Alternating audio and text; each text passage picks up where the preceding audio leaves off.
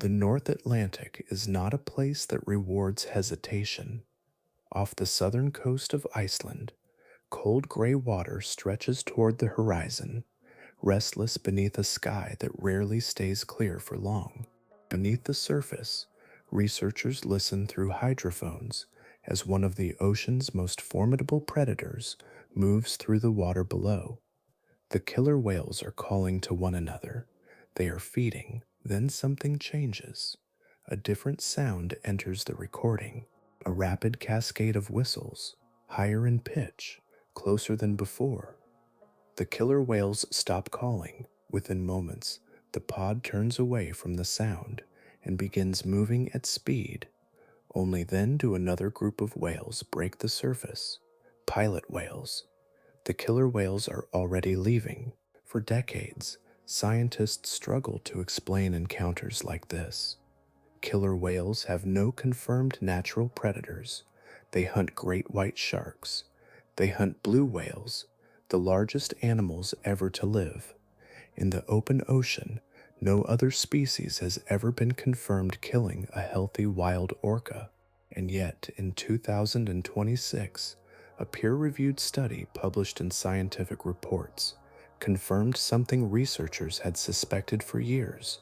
When tagged killer whales were exposed to underwater recordings of pilot whale calls, they nearly doubled their normal swimming speed, fell completely silent, tightened into defensive formations, and moved away from the sound, not from an animal larger than themselves, from one that is smaller.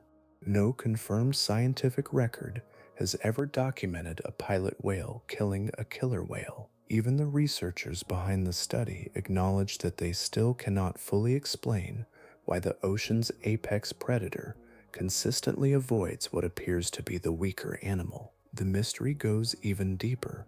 Pilot whales do not simply encounter killer whales by chance. They have been documented tracking orca calls across the ocean before actively pursuing them. They are led by older females whose knowledge guides the entire group, and they possess one of the most neuron-dense brains ever measured in any mammal. If you're tucked in right now, phone dimmed, trying to let your brain slow down, this one was made for you. Give it a like, subscribe if you haven't. It's free, and it helps our channel more than you can imagine. And let me know in the comments, where are you watching from, and what time is it where you are? Now, let's find out what made the ocean's apex predator turn away. The animal that sends killer whales in the opposite direction is not, in the strict biological sense, a whale at all. It belongs to the dolphin family, a lineage known as Delphinidae, alongside bottlenose dolphins, common dolphins, and even the killer whale itself. The familiar name survived from an earlier age of seafaring, when appearances mattered more than anatomy, and once it settled into charts and journals, it remained there long after science revealed a different story. Among living pilot whales, there are only two species. The long-finned pilot whale, known scientifically as Globicephala mellis, inhabits the cold waters of the North Atlantic and the Southern Ocean. Its close relative, the short-finned pilot whale, or Globicephala macrorhynchus, favors warmer tropical and subtropical seas. The encounters unfolding around Iceland belong to the northern species, shaped by an ocean of deep channels, shifting currents, and long winters. At first glance, the long-finned pilot whale carries a simple outline. Its body is almost entirely black, polished by seawater into a smooth, uninterrupted curve. Behind the dorsal fin rests a pale gray saddle, a subtle marking that often appears only when light reaches the surface at the proper angle. Dominating the front of the head is a large, rounded forehead known as the melon. This remarkable structure is not merely a distinctive feature, it acts as a biological acoustic lens, focusing the powerful bursts of sound the animal projects into the surrounding sea, allowing echoes to return with extraordinary precision. The old whalers who crossed these northern waters noticed that unusual head shape long before they understood its purpose. Many referred to the animals as pothead whales because the rounded forehead reminded them of heavy cast iron cooking pots carried aboard their ships. The modern name emerged from another observation. Pods appeared to travel with remarkable unity, as though one experienced individual guided the rest across immense stretches of open water. Early sailors imagined a single animal piloting the group, and although their explanation was incomplete, the impression of coordinated movement turned out to contain more truth than they could have known. Even at full size, the long-finned pilot whale stands well below the giant it so often confronts. Adult males may reach about 22 feet in length and weigh as much as 5,000 pounds. Females remain noticeably smaller.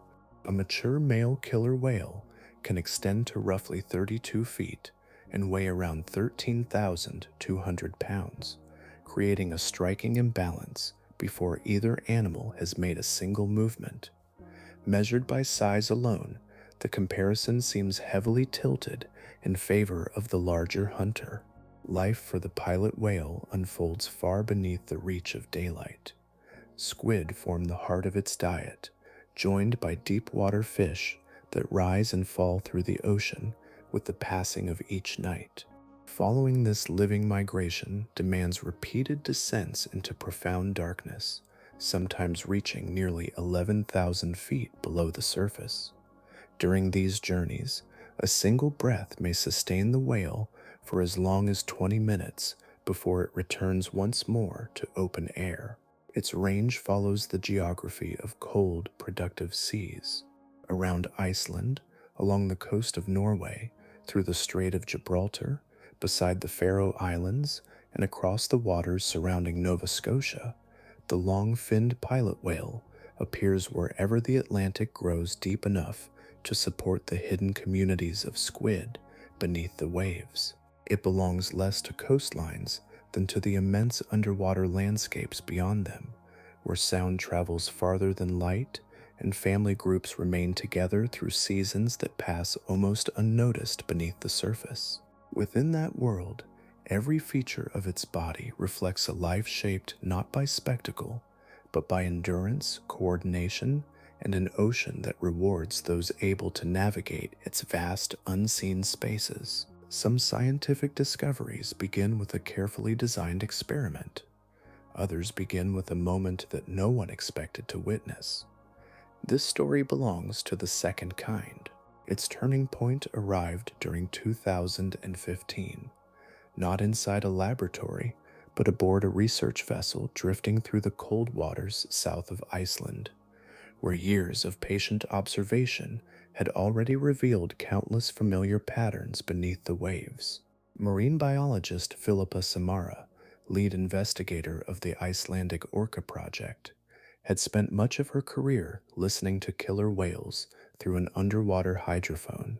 The project itself had been operating since 2007, documenting the lives of one of the most closely studied killer whale populations on Earth.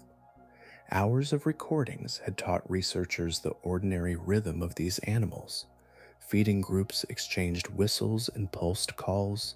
Echolocation clicks marked movement and foraging. Every sound carried information about behavior unfolding beyond human sight. On that particular day, nothing suggested the sequence would be different. The killer whales were communicating normally, their familiar voices rising through the hydrophone as they moved through open water. Researchers listened with the calm attention that field science often requires, allowing long stretches of ordinary activity to pass without interruption. Then another sound entered the recording. It arrived as a flowing series of high-pitched whistles, unlike the calls already filling the headphones. Their pattern was faster, brighter, and unmistakably belonged to another species. The shift happened so suddenly that it drew immediate attention, not because the sound itself was unknown, but because of what followed after it appeared. The killer whales stopped calling. For someone who had spent years listening to these animals, the change stood out with startling clarity. The water had not become empty. The whales had not disappeared from existence. Yet the familiar acoustic landscape had altered in an instant. The voices that had moments before filled the recording were absent, replaced by the approaching whistles that continued growing stronger with every passing moment. Soon afterward, a group of long-finned pilot whales surfaced nearby. They were not wandering across the area by chance. Their movement carried purpose, accelerating toward the place where the killer whales had been only moments before. By the time the pilot whales reached that stretch of ocean, the killer whales had already departed. Later, reflecting on the encounter, Samara described her reaction with remarkable honesty. She explained that it was quite unusual because the killer whale was the ocean's top predator, and that it was very unusual for it to appear afraid of anything, or at least to behave as though it wished to avoid another animal. Her words captured the importance of the observation without claiming certainty that did not yet exist. She recognized that something exceptional had happened, even if its cause remained beyond explanation. Field biology often advances through observations exactly like this, events that refuse to fit comfortably within established expectations. The encounter challenged assumptions about dominance in the North Atlantic because it was witnessed directly rather than inferred afterward from scattered evidence. No statistical model predicted it. No controlled playback experiment had yet been performed. A researcher simply watched the familiar order of the sea shift before her eyes. That afternoon became the foundation for years of investigation. Scientists returned to the same waters, carrying better instruments, broader questions, and increasing determination to understand what had unfolded during those few, unexpected minutes. The observation remained unchanged. The meaning behind it would take much longer to uncover, carried forward through careful listening, patient documentation, and the willingness to accept that nature sometimes reveals its deepest patterns only after first appearing impossible. Natural history has a name for this kind of collective behavior. Biologists call it mobbing, a term first borrowed from the study of birds. In forests and grasslands, smaller birds sometimes gather around a hawk or an owl, refusing to scatter. Instead, they approach together, forcing a larger predator to abandon the area through persistence rather than overwhelming force. Among whales and dolphins, such behavior is far less common, and few examples are as striking as the encounters documented between long-finned pilot whales and killer whales in the North Atlantic. The sequence appears to begin long before either species comes within view of the other. Across open water, where sound carries much farther than light, a pod of pilot whales almost certainly detects the presence of killer whales through their voices. At first, the individuals may be spread across a broad stretch of ocean, each surfacing and diving within its own part of the group. Gradually, those separate paths begin bending toward a shared destination, as though an invisible point has appeared beneath the surface, and every animal has agreed to meet there. As more pilot whales arrive, the shape of the pod changes. Loose spacing gives way to a compact formation. Swimming becomes increasingly purposeful. During documented pursuits, long-finned pilot whales have reached speeds approaching 25 miles per hour, earning comparisons from marine researchers to the swiftest sprinters of the natural world. The acceleration unfolds across the entire family rather than through a handful of individuals, creating the impression of many separate bodies responding with one intention. Once visual contact is established, the encounter becomes unmistakable. Both pilot whales and killer whales begin porpoising, rising completely above the water before cutting back beneath the surface in long, smooth arcs. Researchers working around the Vestmannaeyjar Islands have recorded and filmed these pursuits, revealing an extended chase rather than a brief confrontation. Each leap exposes only a fragment of the movement below, while the greater part of the pursuit remains hidden beneath the sea. The pilot whales continue pressing inward. They shorten the distance, separating them from the killer whales, and remain close enough to restrict movement. For predators that normally depend upon coordinated positioning, surprise, and room to maneuver, this persistent pressure changes the balance of the encounter. Instead of selecting their own direction, the killer whales increasingly respond to the movements unfolding around them. Physical contact has also been observed. Some encounters include forceful ramming, while others appear to involve biting or attempts to bite. Even so, the central strategy does not seem focused on causing severe injury.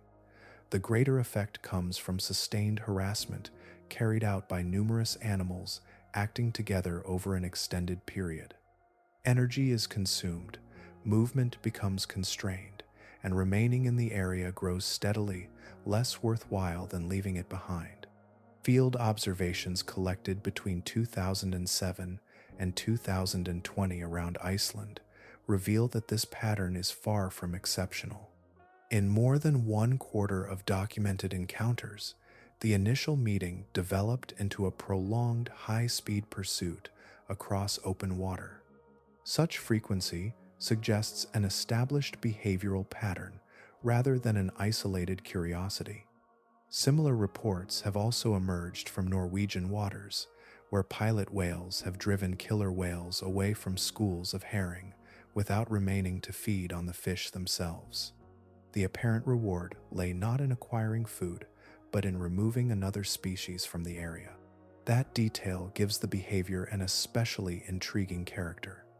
Defensive actions usually end once immediate danger has passed. The pilot whales often continue advancing even after the killer whales begin withdrawing, extending the pursuit well beyond the point at which protection alone would seem sufficient. Their movements resemble an organized campaign built from coordination, endurance, and remarkable social unity, expressing a pattern that marine science has documented with increasing confidence while still searching for the deeper reason it exists. For creatures that spend much of their lives beneath the reach of sunlight, hearing becomes the foundation of existence. In seawater, sound travels more than 4 times faster than it does through air, crossing distances that light cannot penetrate. A voice, an echolocation click, or a patterned whistle may continue for miles through the ocean, carrying information long before another animal comes into view. For whales and dolphins, the sea is experienced first as an acoustic landscape, with vision serving only where water allows. That reality shaped one of the most revealing discoveries in this story. During 2012, marine biologist Charlotte Curie and her colleagues conducted a playback experiment in Norwegian waters. Instead of waiting for pilot whales and killer whales to encounter one another naturally, the researchers lowered an underwater speaker and broadcast recorded killer whale vocalizations to free-ranging long-finned pilot whales.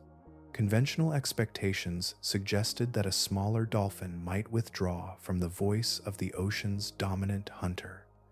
The opposite happened. The pilot whales altered course and headed directly toward the source of the calls. Rather than retreating, they gathered around the research vessel with determined movement, treating the recorded vocalizations not as a warning to avoid, but as a signal worth following. The underwater speaker had become an acoustic beacon, guiding the pod toward the place where they believed killer whales could be found. That result transformed the relationship between the two species. The voices of killer whales were no longer understood simply as communication within their own families. They also served as information for another highly intelligent dolphin that appeared ready to seek them out. A call intended for companions could unintentionally announce a location to persistent followers many miles away. The reverse possibility lingered for years.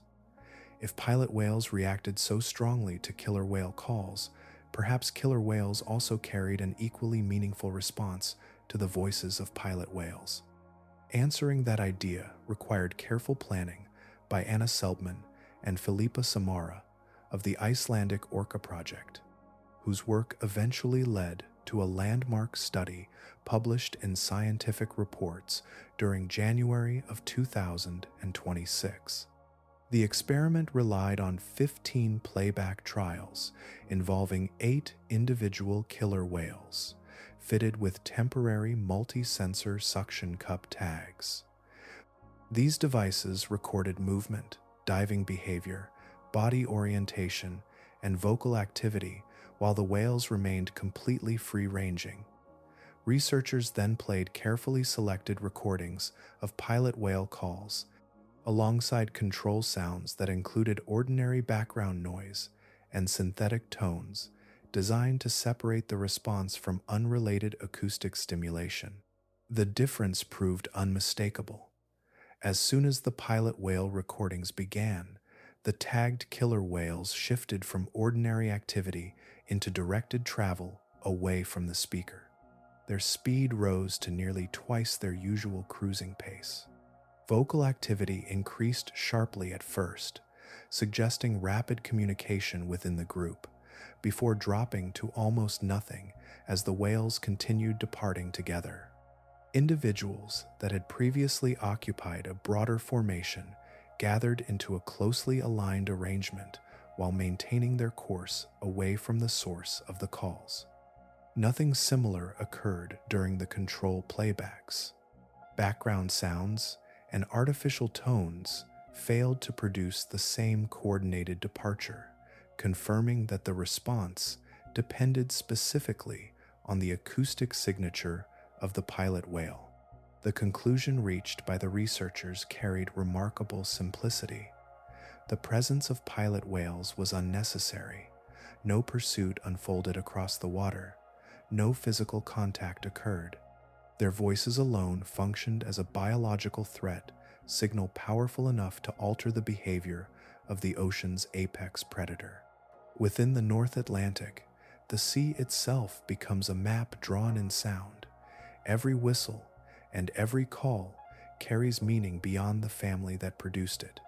Among those countless voices, the call of the long-finned pilot whale occupies a place unlike any other, woven into an ancient acoustic landscape whose deeper origin remains one of the most compelling, unanswered observations in modern marine science. Some mysteries become deeper as evidence accumulates. Each observation confirms that the behavior is real, yet the reason beneath it remains hidden. This relationship now rests in that unusual place where the facts have grown increasingly solid while the explanation continues to resist certainty. The central paradox is remarkably simple. Across the scientific literature, there is no confirmed record of a killer whale preying upon a long-finned pilot whale. Just as striking, there is no confirmed documentation of a pilot whale inflicting serious physical injury upon a killer whale. One species has not been shown to consume the other. The other has not been shown to overpower its larger counterpart. Measured only through direct physical conflict, the relationship appears strangely uneventful, yet behavior tells a different story. The voice of the pilot whale carries enough significance that killer whales alter their movement almost immediately after hearing it. They increase their travel speed, gather more closely together, reduce their own vocal activity, and continue moving away. Nothing in the published observations suggests that the killer whales have suffered measurable biological losses from pilot whales, and still, they respond as though the sound deserves immediate attention. The authors of the scientific reports study published during January of 2026 acknowledged this contradiction directly. They wrote that it remains unclear why this apex predator avoids a smaller, seemingly inferior aggressor. Those words do not represent uncertainty in popular storytelling. They come from the researchers themselves, marking one of the most important unanswered questions in contemporary marine biology. One possible explanation reaches far into evolutionary history. Long before the present populations occupied the North Atlantic, killer whales may have hunted the ancestors of today's pilot whales more frequently than they do now. If that ancient pressure persisted across many thousands of generations, pilot whales that gathered together and confronted approaching predators could have survived more often than those that scattered. Over immense stretches of evolutionary time, converging on killer whale calls may have become an inherited behavioral pattern, preserved because it consistently protected families. If repeated confrontations imposed enough cost upon the larger predator, avoidance could likewise have become advantageous for killer whales, remaining long after the original circumstances had changed. Another hypothesis begins not with predation but with resources. Productive feeding grounds are limited, even in rich northern seas. Pilot whales capable of driving competitors away from profitable areas would have gained more dependable access to food. A behavior that first evolved to defend feeding opportunities might eventually become so deeply established that it occurred whenever killer whales appeared, regardless of whether food happened to be nearby during a particular encounter. Some researchers also consider a third possibility.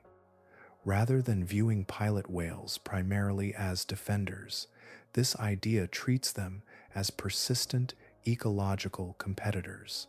Their repeated harassment may function as an active strategy that continually increases the energetic cost of remaining nearby. Instead of winning through direct combat, they succeed by making prolonged coexistence inefficient until departure becomes the more favorable choice.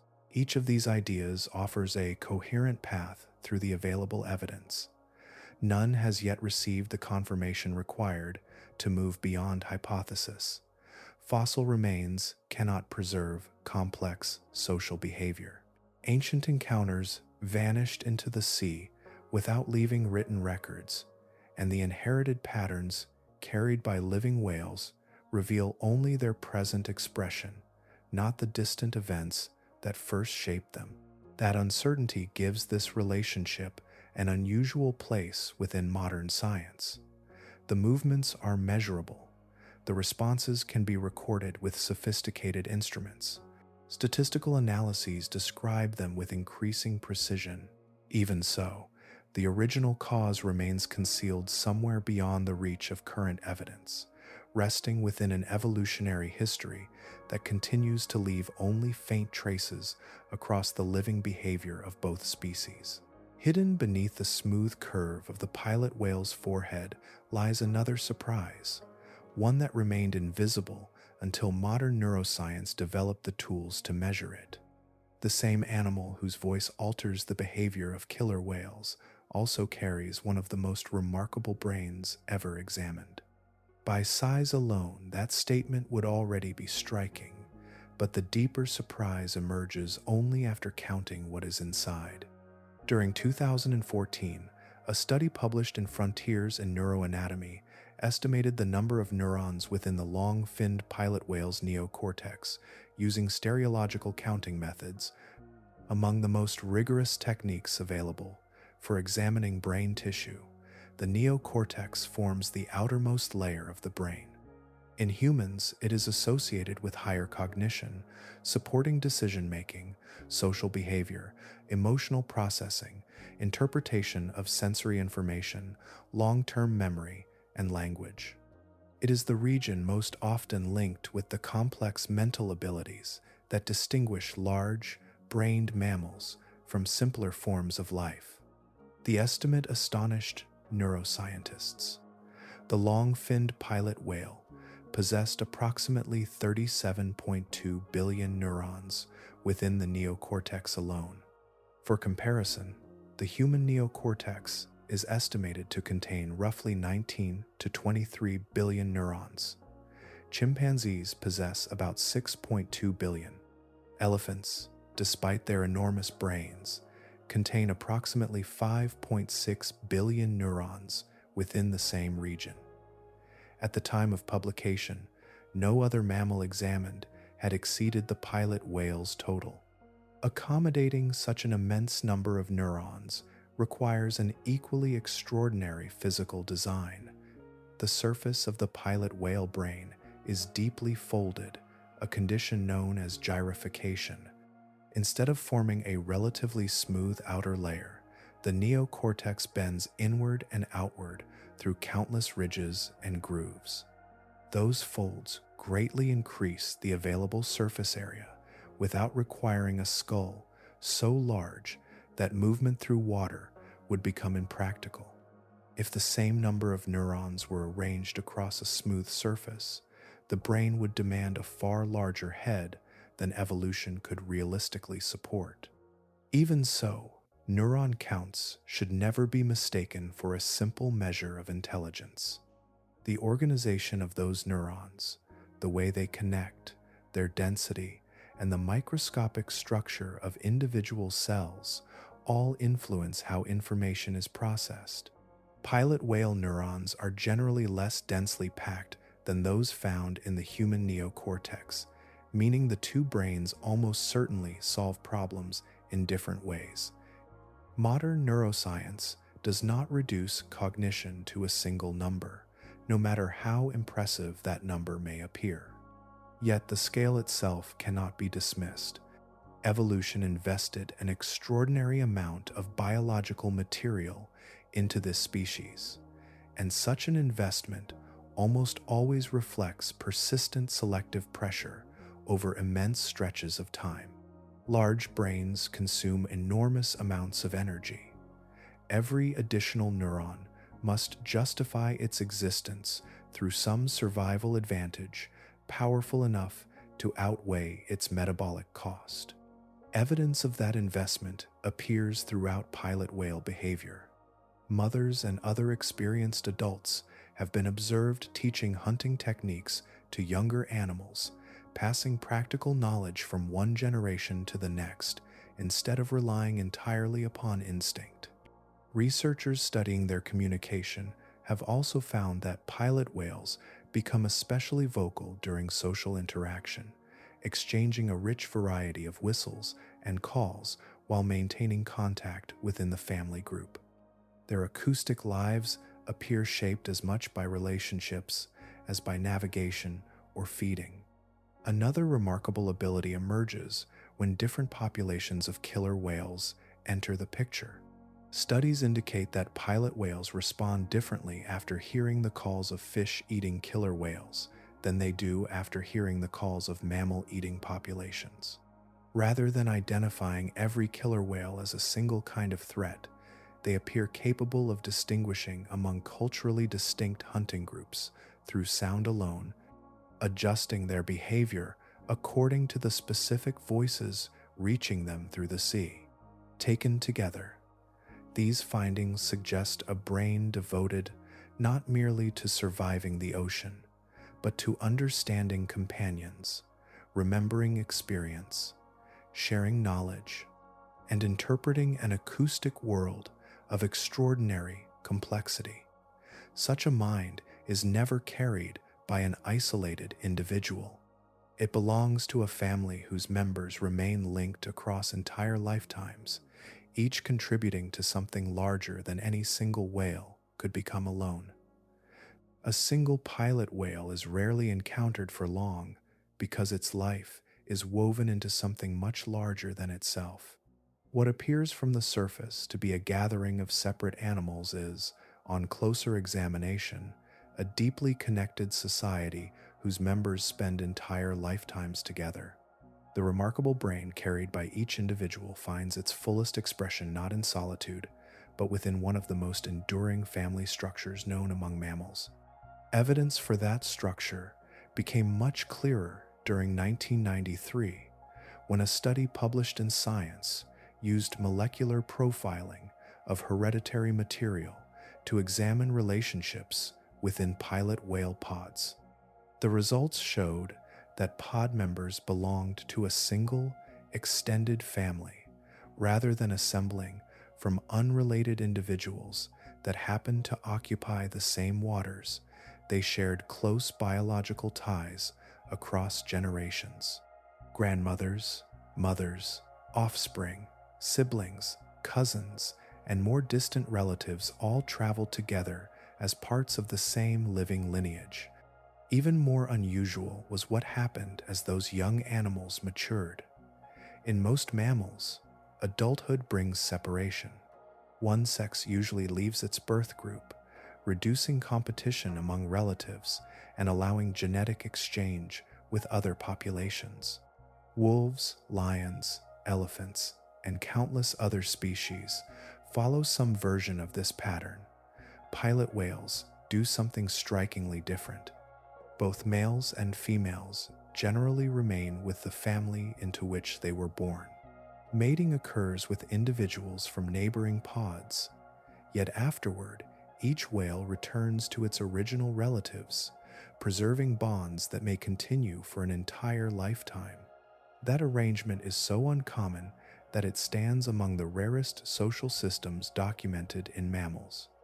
Instead of continually breaking apart and reforming, the family persists across decades, accumulating experience without losing the relationships that produced it. Every passing season adds another generation without dissolving the generations already present. These families can become remarkably large. According to observations collected by the National Oceanic and Atmospheric Administration, a typical pod often contains somewhere between 20 and 100 individuals. At times, several pods join together into temporary aggregations, numbering many hundreds, with some gatherings approaching 1,000 animals. Even within these immense assemblies, the underlying family identities remain intact rather than disappearing into an anonymous crowd. Closer examination reveals still another layer of organization.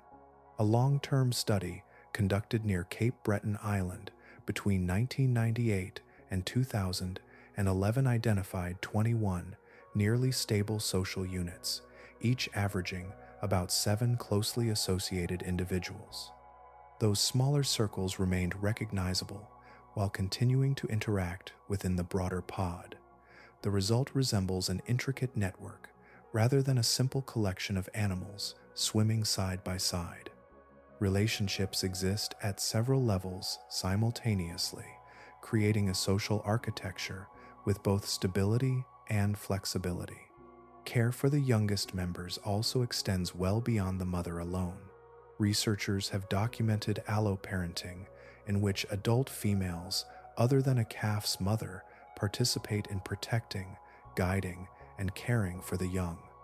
Responsibility becomes shared across the family, distributing experience through many individuals instead of concentrating it in one parent. Such cooperative care is more commonly associated with highly social primates than with marine mammals, yet it appears naturally within pilot whale society. The strength of these bonds carries profound consequences. When a sick or injured member wanders toward shallow water, relatives frequently remain alongside instead of abandoning the struggling individual.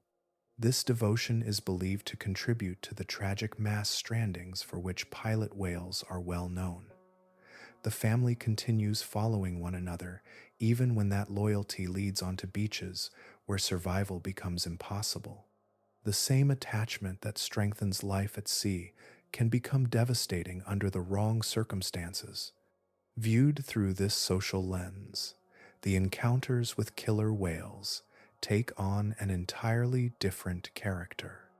A pursuing pod of 50 or 80 pilot whales is not simply a numerical advantage confronting a smaller group of 8 or 15 killer whales. Every participant has grown within the same family, learned alongside the same companions, and maintained those relationships from birth onward. Their movements reflect years of shared experience rather than spontaneous cooperation among strangers. In the open Atlantic, what approaches the killer whales is not merely a gathering of individuals, but a family acting with extraordinary unity, carrying within its structure the accumulated memory of generations. Among all the animals moving within a pilot whale family, one individual often carries a different kind of importance. She is not the largest nor the fastest, and by the usual measure of evolutionary success, she has already passed beyond the years in which she can produce offspring. Yet the family continues to organize around her presence, following paths that only experience has traced across a lifetime beneath the sea. Female pilot whales undergo menopause, ending their reproductive years sometime between their late 30s and early 40s, while continuing to live for decades afterward. Many survive for another 20 years or more beyond the birth of their last calf. This pattern is extraordinarily uncommon in the animal kingdom. Outside humanity, menopause has been confirmed in only a small handful of mammals, including killer whales, short-finned pilot whales, narwhals, and belugas. Fewer than 0.1% of all mammal species are known to share this remarkable trait. At first glance, such longevity appears to contradict the ordinary logic of natural selection. Every day of life requires food, energy, and space. An individual that no longer reproduces would seem to offer little direct contribution to the spread of her own hereditary material. By that reasoning, evolution should gradually favor shorter lifespans after reproduction has ended, allowing resources to pass instead toward younger generations still capable of bearing offspring. The persistence of these older females suggests that another form of value outweighs that apparent cost. Biologists describe this idea through what has become known as the grandmother hypothesis.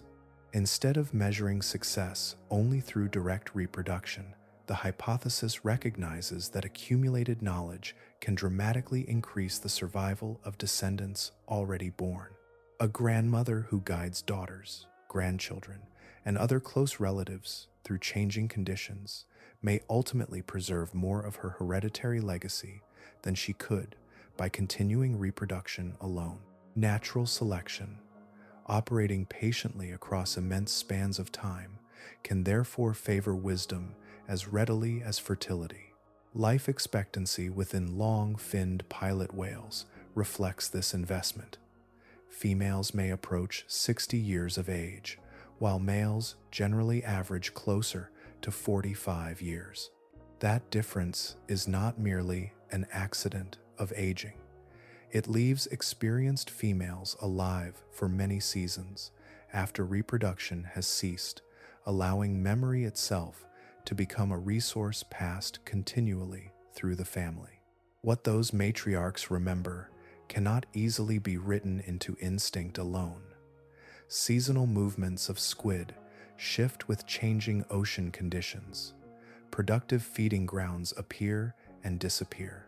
Routes linking deep water habitats vary with currents and prey distribution. Every encounter with neighboring pods, every successful migration, every confrontation with potential competitors becomes part of an expanding store of lived experience. Within a family spanning several living generations, the oldest female may carry memories older than any other whale swimming beside her. Support for this idea also comes from studies of killer whales, whose social lives closely resemble those of pilot whales. Researchers found that when an older matriarch died, the survival of her descendants declined in measurable ways, particularly during years when food became scarce. Her absence could be detected not simply through behavior, but through changing mortality among the generations she once guided. Information itself became a survival tool. Viewed through that lens, the coordinated pursuit of killer whales takes on another layer of meaning. Gathering dozens of relatives into a prolonged chase demands confidence built from repeated experience rather than momentary impulse. Choosing when to converge, when to maintain pressure, and when to continue advancing across open water are decisions unlikely to arise without leadership grounded in memory. Within pilot whale society, that leadership most often resides in the oldest post-reproductive females, whose value rests not in producing more offspring, but in preserving the family already entrusted to them. The enduring strength of the mob may therefore begin long before the first whistle reaches the water. It begins inside the memory of a matriarch whose lifetime has become part of the family itself, carrying forward lessons refined across decades until experience passes from one generation into the next as naturally as the tide. Far beyond the familiar outline of the coastline, where the continental shelf gives way to immense ocean basins, the long-finned pilot whale spends much of its life above water that drops thousands of feet into darkness. These are the cold reaches of the North Atlantic, places where the surface reveals little of the activity unfolding beneath. The landscape that shapes this animal is not the shoreline but the vast descending water column, where sunlight fades and sound becomes the most dependable guide. Its preferred prey reflects that environment. Squid, together with deep-dwelling fish, form the foundation of the pilot whale's diet. Much of this prey participates in the deep scattering layer, an immense living band of squid, fishes, and crustaceans that shifts through the water each day. After sunset, the entire community rises toward shallower depths to feed beneath the cover of darkness. Before dawn, it sinks once again into the deeper ocean, carrying an extraordinary concentration of life into regions where vision offers almost no advantage. Following this migration means entering conditions where light disappears after only a few hundred feet. Every descent carries the hunter into a realm where eyes contribute little, prey moves with remarkable speed, and the surrounding water conceals every direction equally. Evolution answered that challenge by refining a sensory system unlike anything found on land. Pilot whales navigate this world through echolocation. Sound begins inside specialized structures within the nasal passages, where carefully controlled pulses are produced instead of spoken voices. Those pulses are then shaped by the rounded forehead known as the melon. Earlier, it appeared simply as the distinctive feature that gives the animal its unmistakable profile. In practice, it functions as a sophisticated acoustic lens, focusing outgoing sound into a narrow beam aimed through the surrounding water with remarkable precision.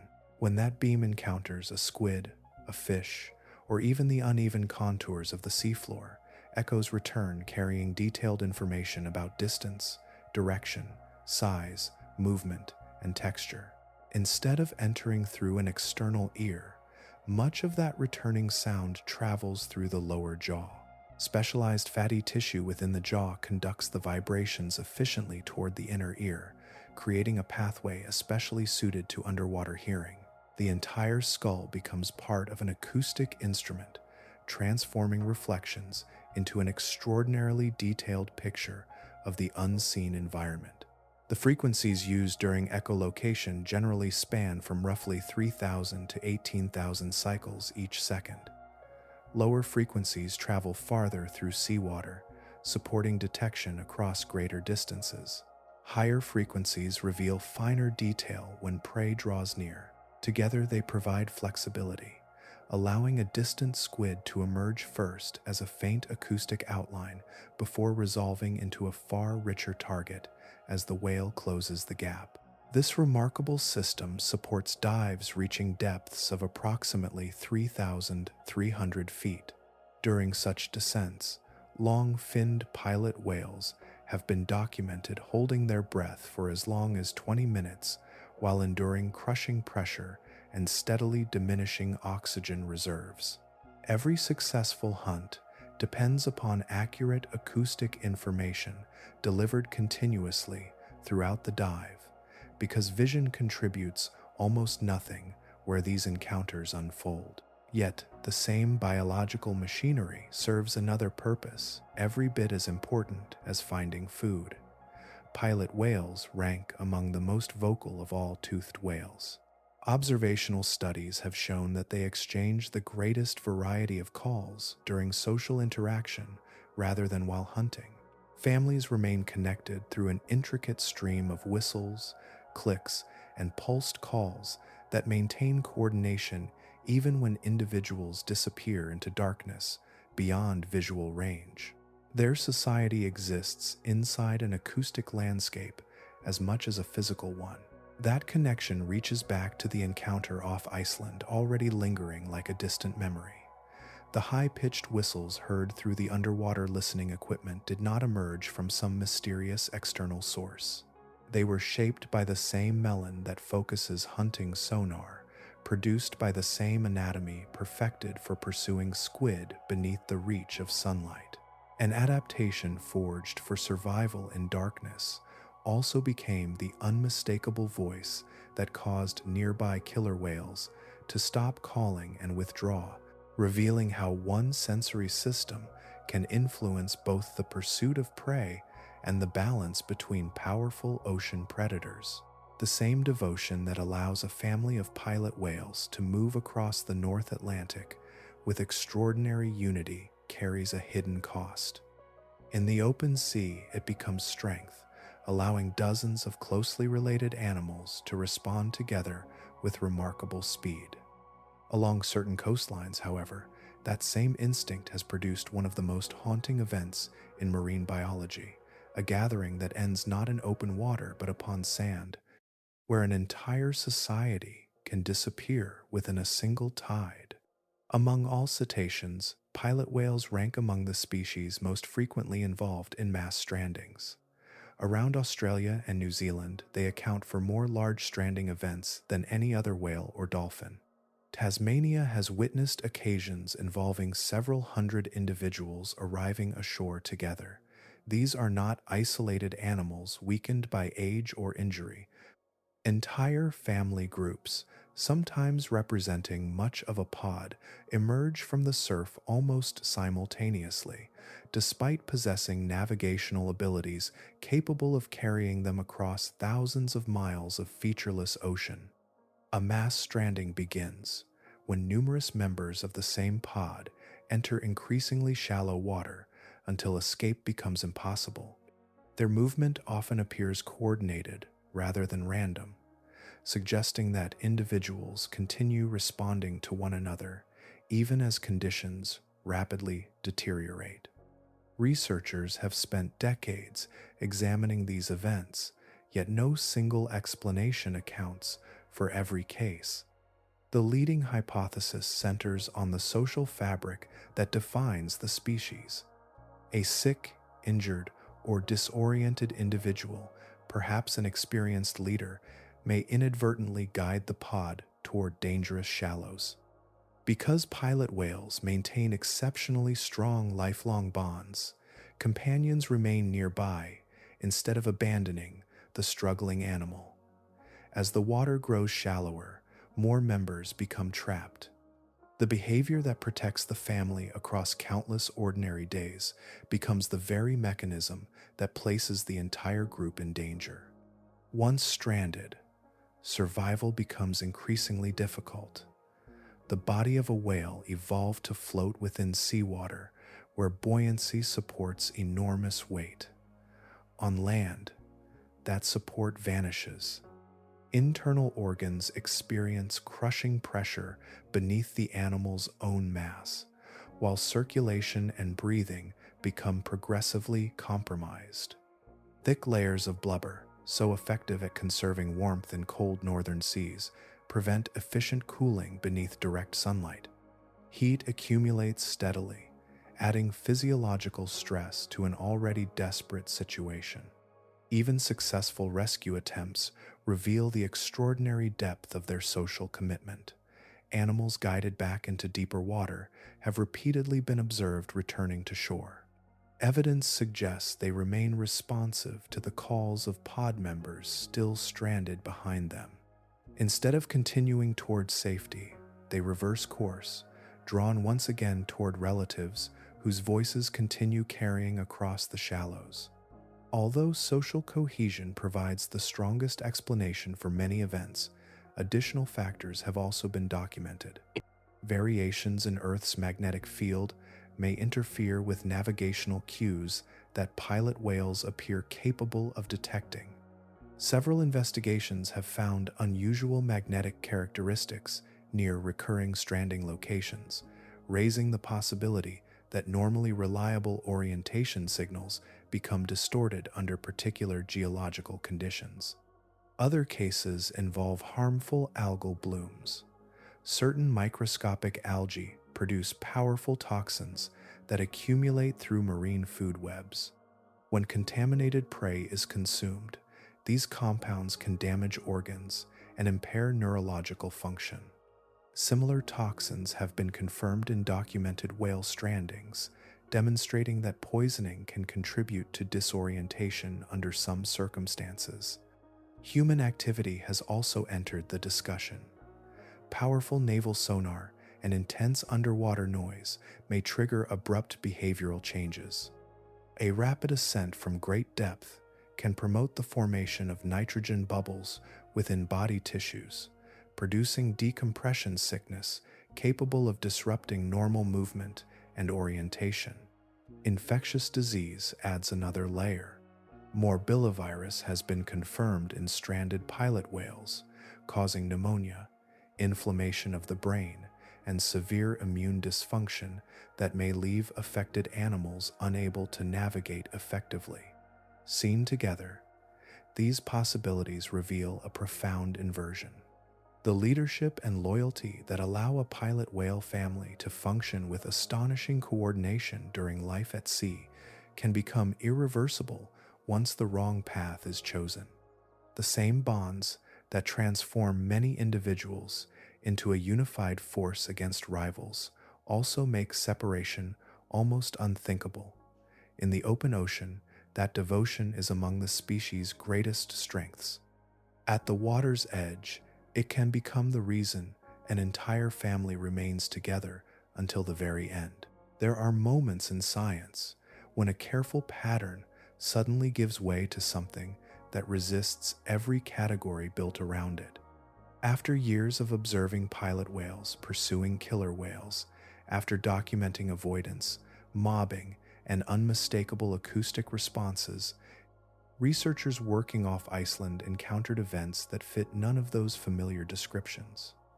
Instead of conflict, they found prolonged proximity. Instead of pursuit, they found behavior that refused an obvious explanation. On June 23, 2022, and again on June 20th, 2023, researchers recorded two separate encounters in the waters off southern Iceland.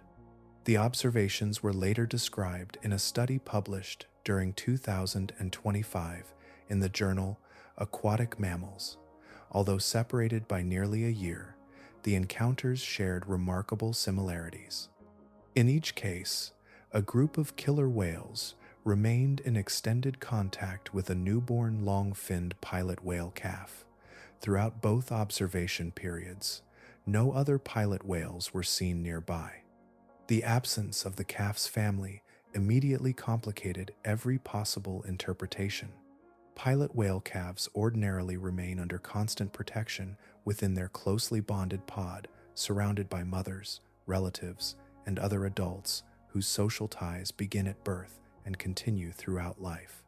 Finding an isolated newborn already represented an unusual circumstance. Finding that newborn traveling among killer whales made the situation even more difficult to understand. Photo identification revealed another important detail. The killer whales involved belong to fish-eating populations rather than the mammal-hunting form associated with attacks on other cetaceans.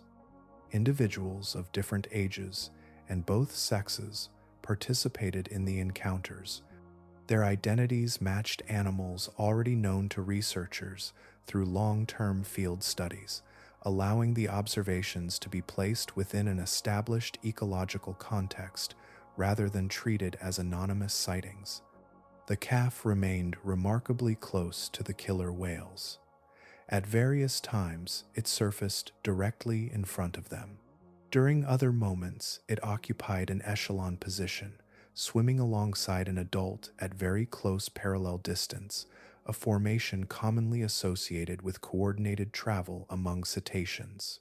Researchers also documented occasions when the calf appeared to be lifted partly above the surface by the bodies of nearby killer whales, an interaction unlike ordinary pursuit or attack. Equally important was everything that failed to occur. No predation was observed during either encounter. The calf showed no visible injuries while researchers watched, and no killing behavior unfolded before the observation periods ended. The killer whales continued engaging in slow travel, foraging, and ordinary social interactions rather than displaying the coordinated actions expected during a hunt. Nothing about the encounters resembled the rapid violence usually associated with predator and prey. Important limitations remained from the beginning. Neither event was witnessed from its earliest stages until its ultimate conclusion. Researchers, therefore, could not determine how the calf first became separated from its pod, or what happened after the observations ended. Those missing pieces prevent firm conclusions and leave several plausible explanations standing side by side. Among the possibilities considered by the authors was play behavior, whether friendly or socially competitive in nature. Another hypothesis suggested practice behavior, with younger killer whales interacting with an unfamiliar calf in ways related to developing hunting skills without progressing to an actual kill.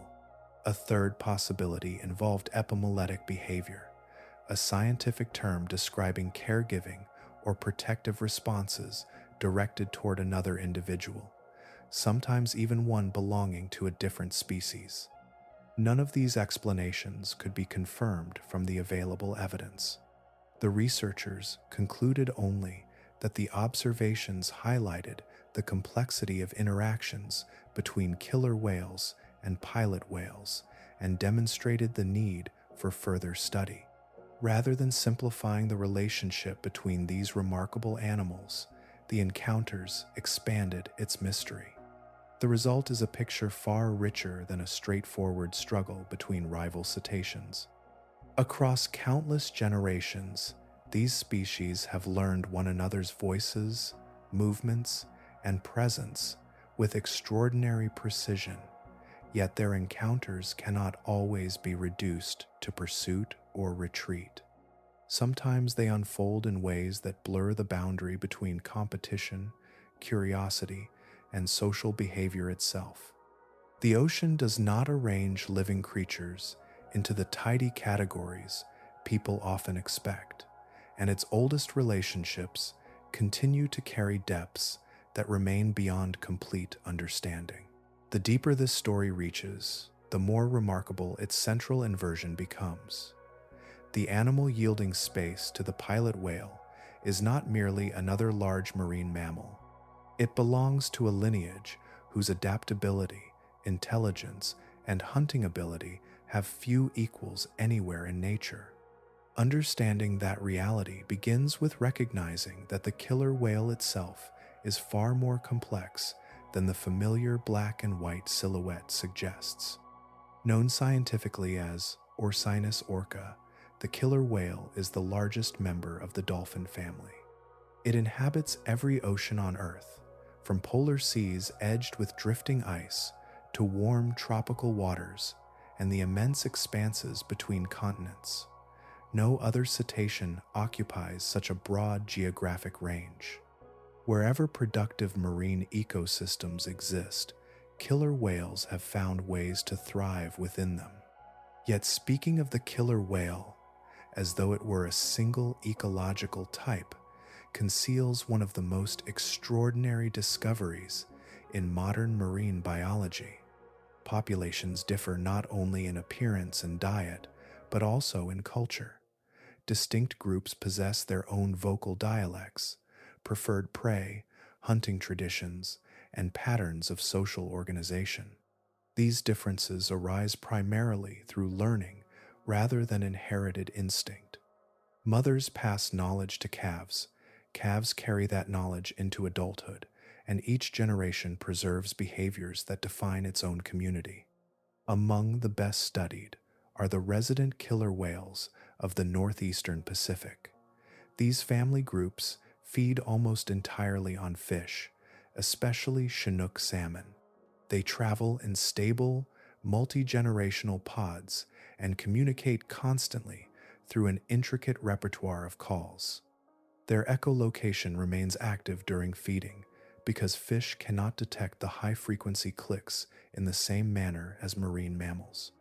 Researchers have learned to identify individual family groups simply by listening to their characteristic dialects, each carrying distinctive patterns preserved across decades. A very different culture belongs to the transient killer whales, also known as Bigg's killer whales. Their preferred prey consists almost entirely of marine mammals, including seals, sea lions, porpoises, and young gray whales. Because these prey species possess excellent underwater hearing, transient killer whales approach with remarkable restraint. During hunts, they avoid the constant echolocation used by resident populations, relying instead upon passive listening, careful coordination, and surprise. Their groups are generally smaller, reflecting the demands of pursuing large, wary mammals. Far from many coastlines lives another population known as the offshore killer whale. These animals specialize in sharks, including the immense whale shark, the largest fish alive today. Observations indicate that they often target the pelvic region before accessing the nutrient-rich liver, a hunting strategy requiring both precision and experience against formidable prey equipped with rough, abrasive skin. The Antarctic waters support additional forms whose techniques differ again.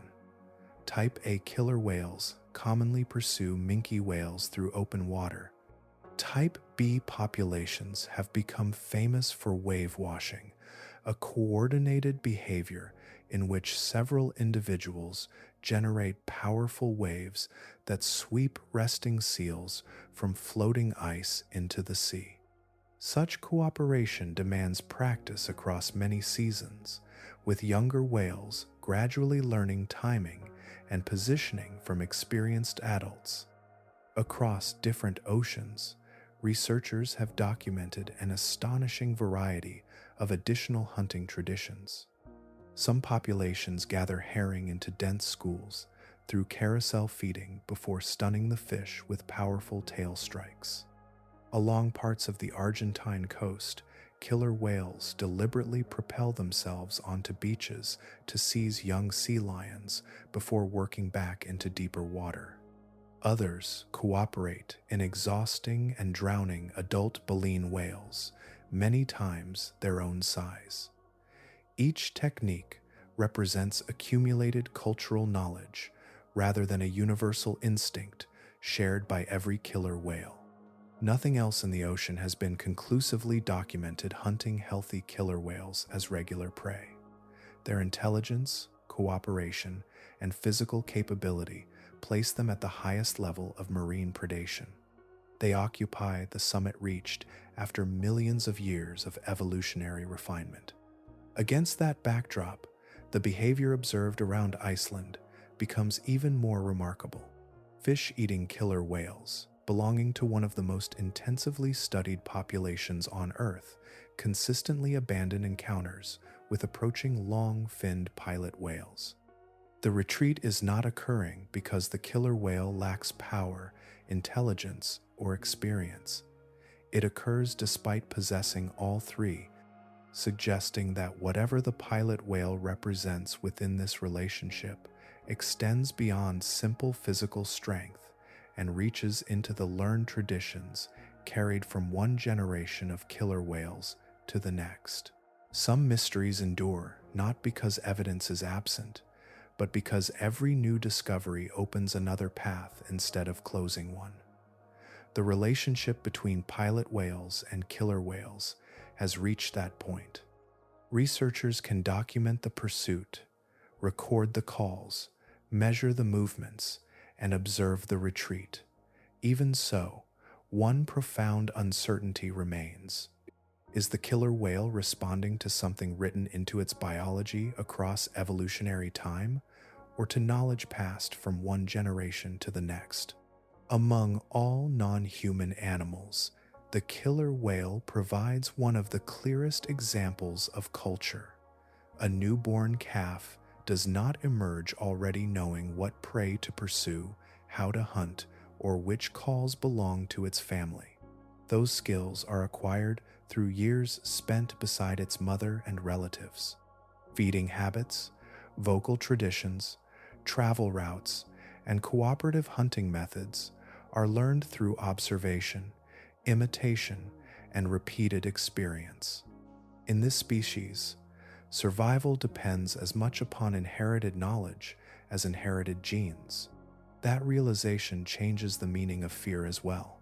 If a young killer whale learns where food can be found, it may also learn which encounters are best avoided.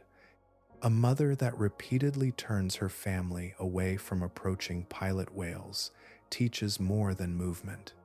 She establishes a behavioral rule.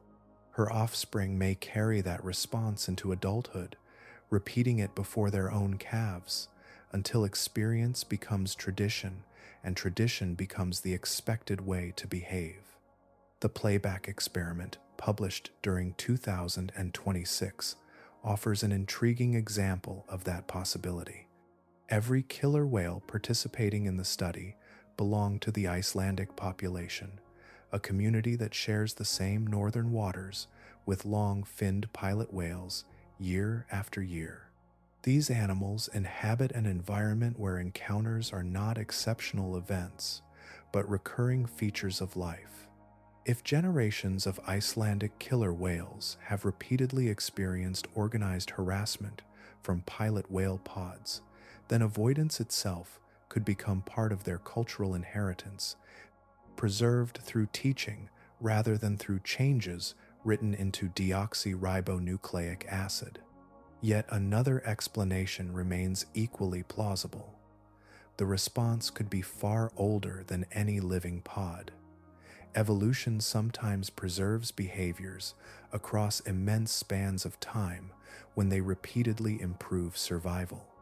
If every killer whale population, even one that has never encountered a pilot whale, reacted in the same manner upon hearing pilot whale calls, the evidence would point toward a deeply rooted biological adaptation shared across the species.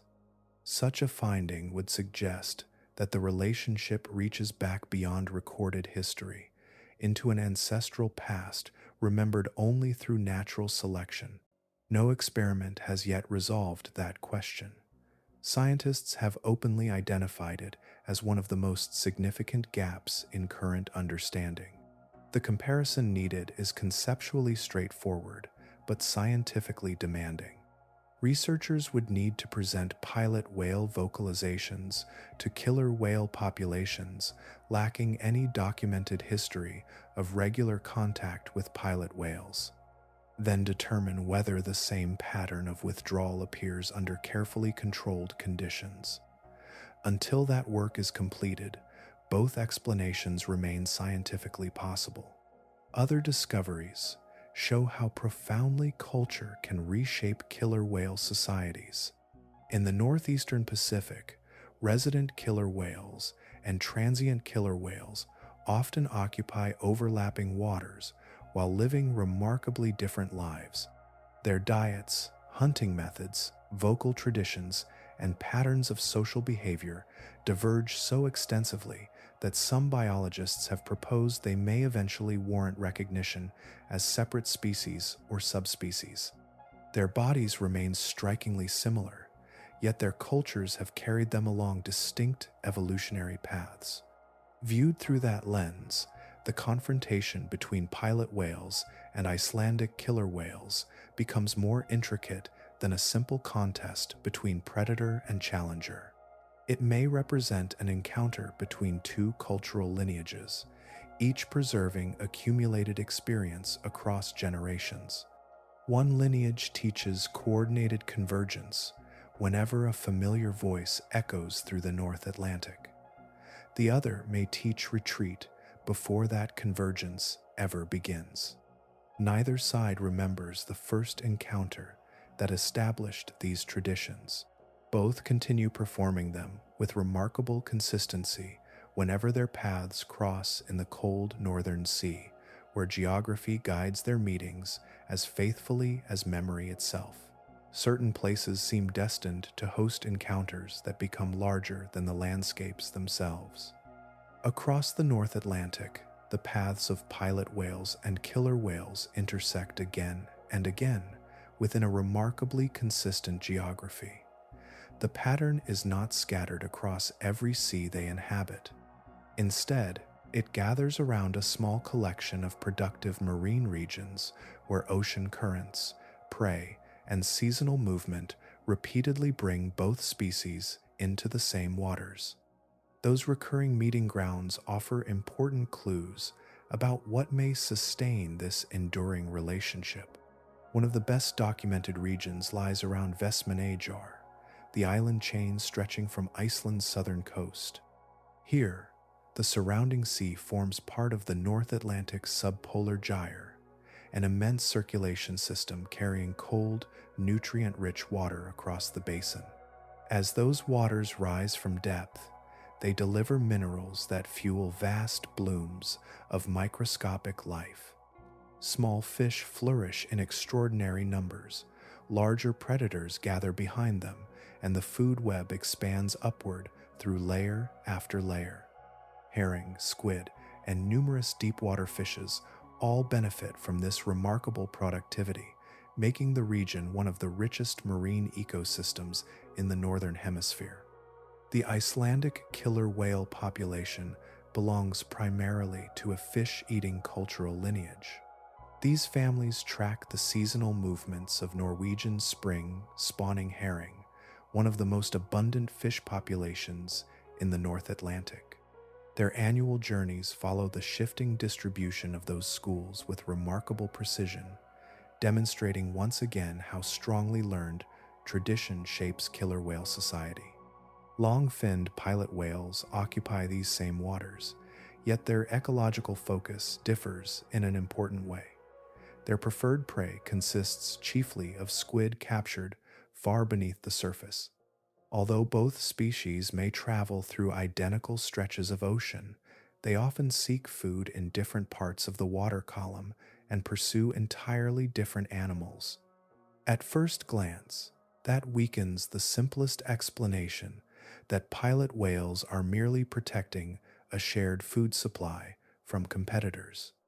Observations from Norway deepen the mystery still further.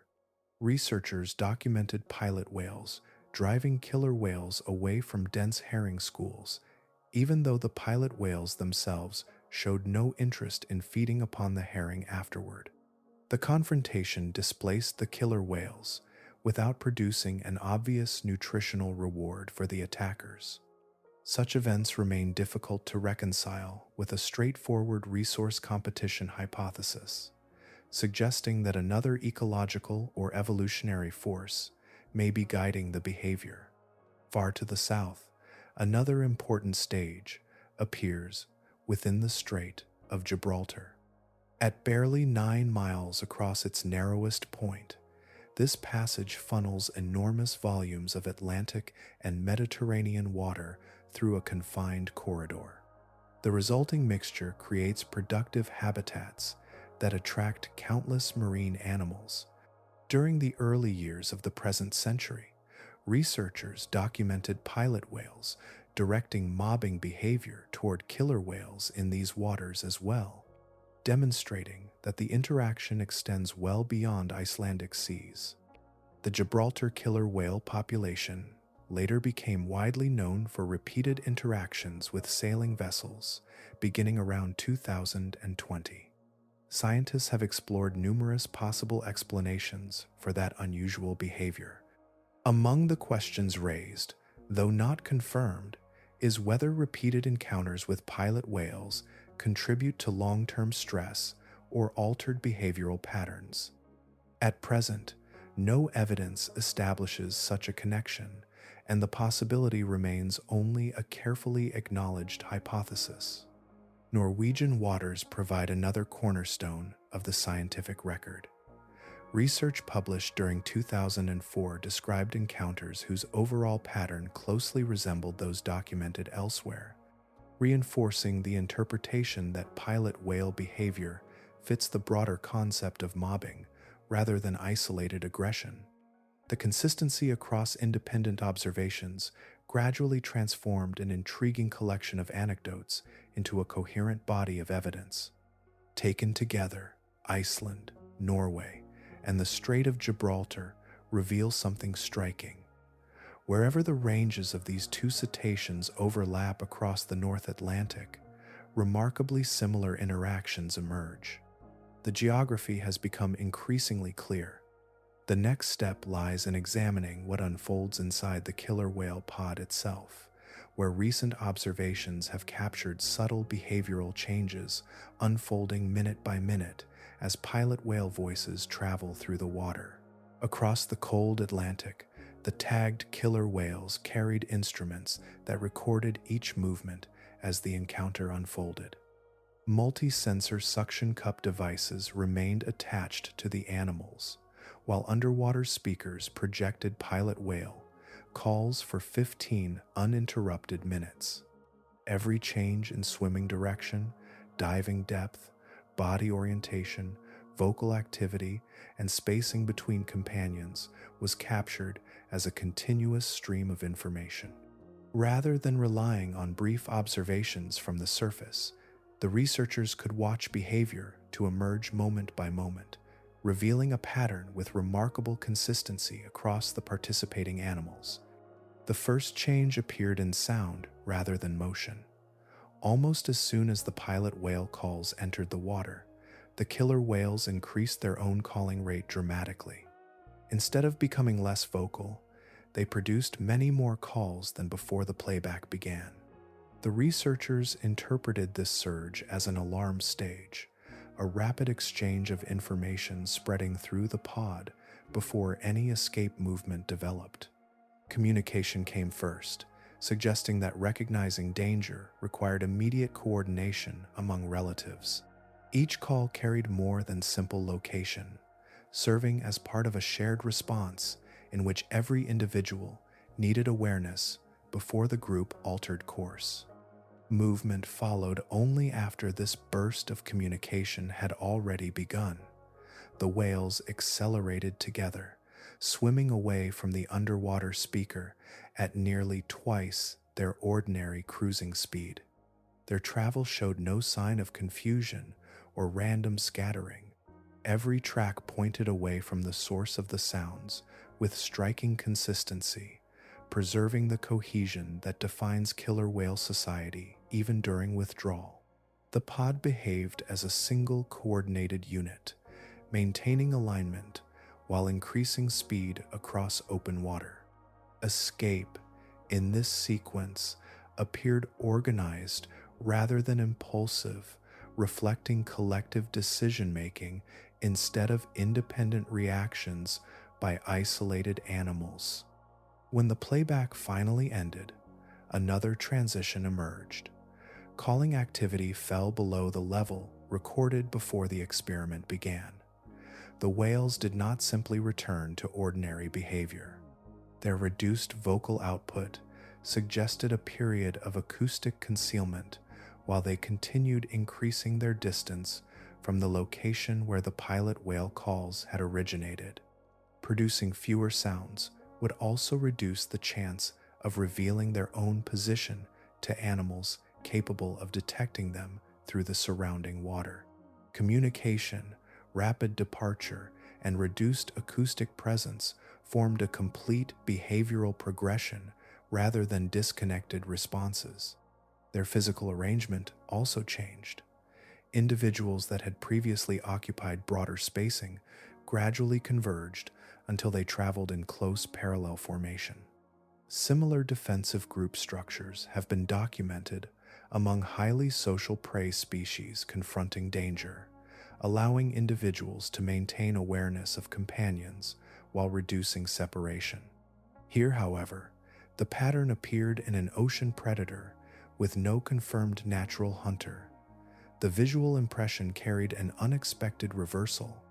An animal renowned for pursuing others adopted a formation normally associated with avoiding pursuit, emphasizing that the response reached beyond ordinary curiosity or caution. To distinguish these changing behaviors objectively, the researchers applied hidden Markov models, a statistical approach that identifies distinct behavioral states within continuous streams of movement and acoustic information.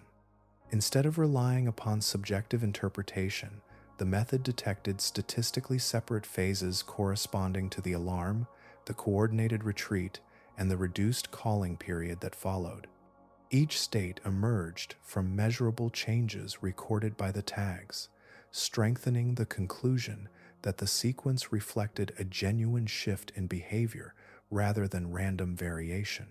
Scientists remain careful when applying emotional words to non-human animals because internal experience cannot be measured directly.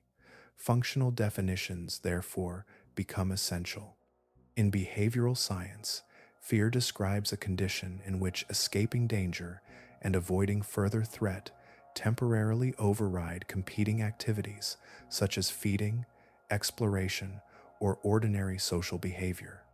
Judged by that standard, the observations gathered during the playback experiments represent the strongest documented evidence yet that killer whales enter a recognizable threat avoidance state in response to pilot whale calls. The response has shape, order, and measurable structure. It is recorded in movement, communication, and coordinated action, leaving an unusually detailed portrait of how an apex predator behaves when another species becomes the source of danger. At the heart of the pilot whale family is an individual whose greatest contribution no longer comes through birth, but through memory carried across decades. Earlier, the existence of menopause in this species revealed one of the rarest patterns in mammalian evolution. The deeper question is why natural selection would preserve such a life history at all. Evolution is rarely generous with energy, and every year an animal remains alive without producing offspring appears, at first glance, to challenge the very logic of reproductive success. Female short-finned pilot whales generally cease reproduction during their late 30s or early 40s. Long-finned pilot whales display a remarkably similar pattern, yet both forms may continue living for decades after their final calf is born. Among mammals, this remains extraordinarily uncommon. Most species reproduce for nearly their entire adult lives. In pilot whales, the final chapter unfolds differently. Their longest years are devoted not to expanding the family, but to guiding the one that already exists. The explanation most strongly supported by evolutionary biology is known as the grandmother hypothesis. Rather than measuring success only by producing additional offspring, this framework considers whether an older female can increase the survival of children, grandchildren, and later descendants through knowledge accumulated across a lifetime. If her presence consistently allows related animals carrying many of the same genes to survive and reproduce more successfully, then natural selection can favor a long post-reproductive lifespan instead of eliminating it. The strongest evidence for this idea comes from killer whales, the closest social comparison available. A landmark study following multiple populations found that offspring survival increased when a post-reproductive matriarch remained with the pod.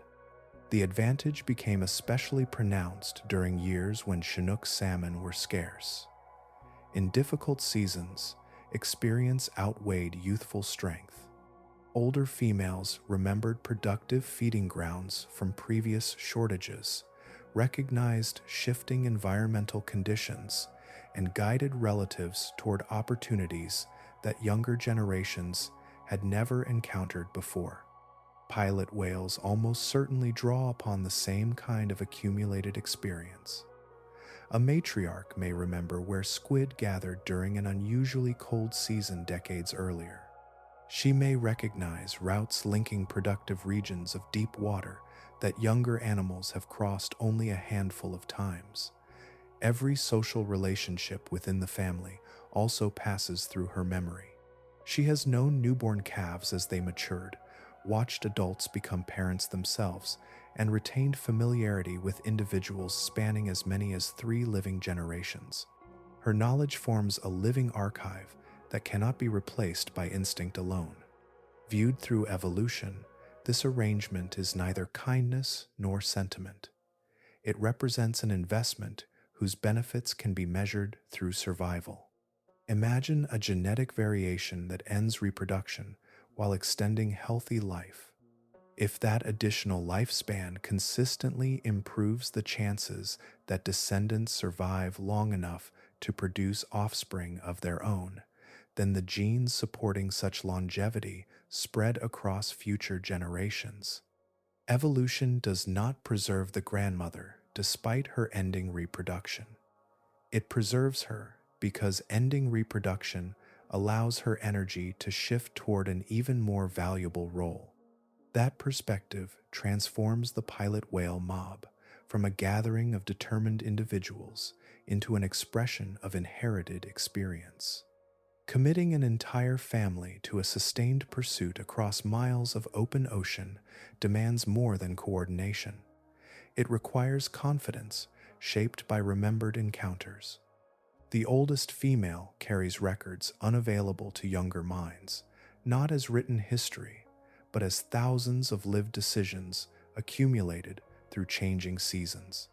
Her presence anchors collective judgment, allowing dozens of related animals to act with remarkable unity when confronting one of the ocean's most formidable predators. Within that framework, the matriarch becomes the foundation upon which the pod's extraordinary behavior rests. The remarkable brain, the enduring family bonds, the coordinated defense, and the measured retreat of killer whales all converge upon a single evolutionary investment. Memory itself has become an adaptive trait. Through one elder female, decades of ecological knowledge remain active within the living family, shaping choices that extend far beyond the lifetime of any single generation. A map of the ocean can be drawn in more than currents and coastlines.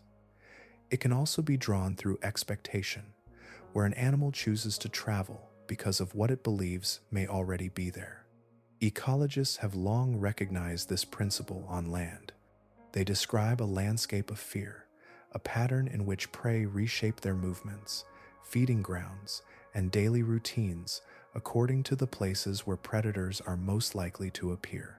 Even when no pursuit is taking place, the possibility of encounter changes the structure of an ecosystem.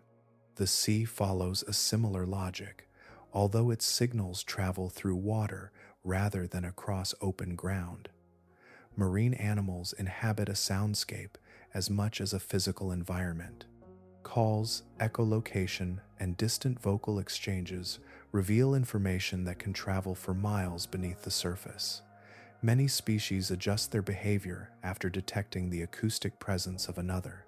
A predator does not always need to be visible to influence the choices of surrounding animals. Sometimes a voice carried through cold water is enough to redirect an entire community. The relationship between pilot whales and killer whales introduces an unexpected reversal within that acoustic world. Evidence gathered during the recent playback experiments demonstrated that pilot whale calls alone were sufficient to drive tagged killer whales away from an area they had previously occupied. No direct confrontation occurred. No physical attack followed.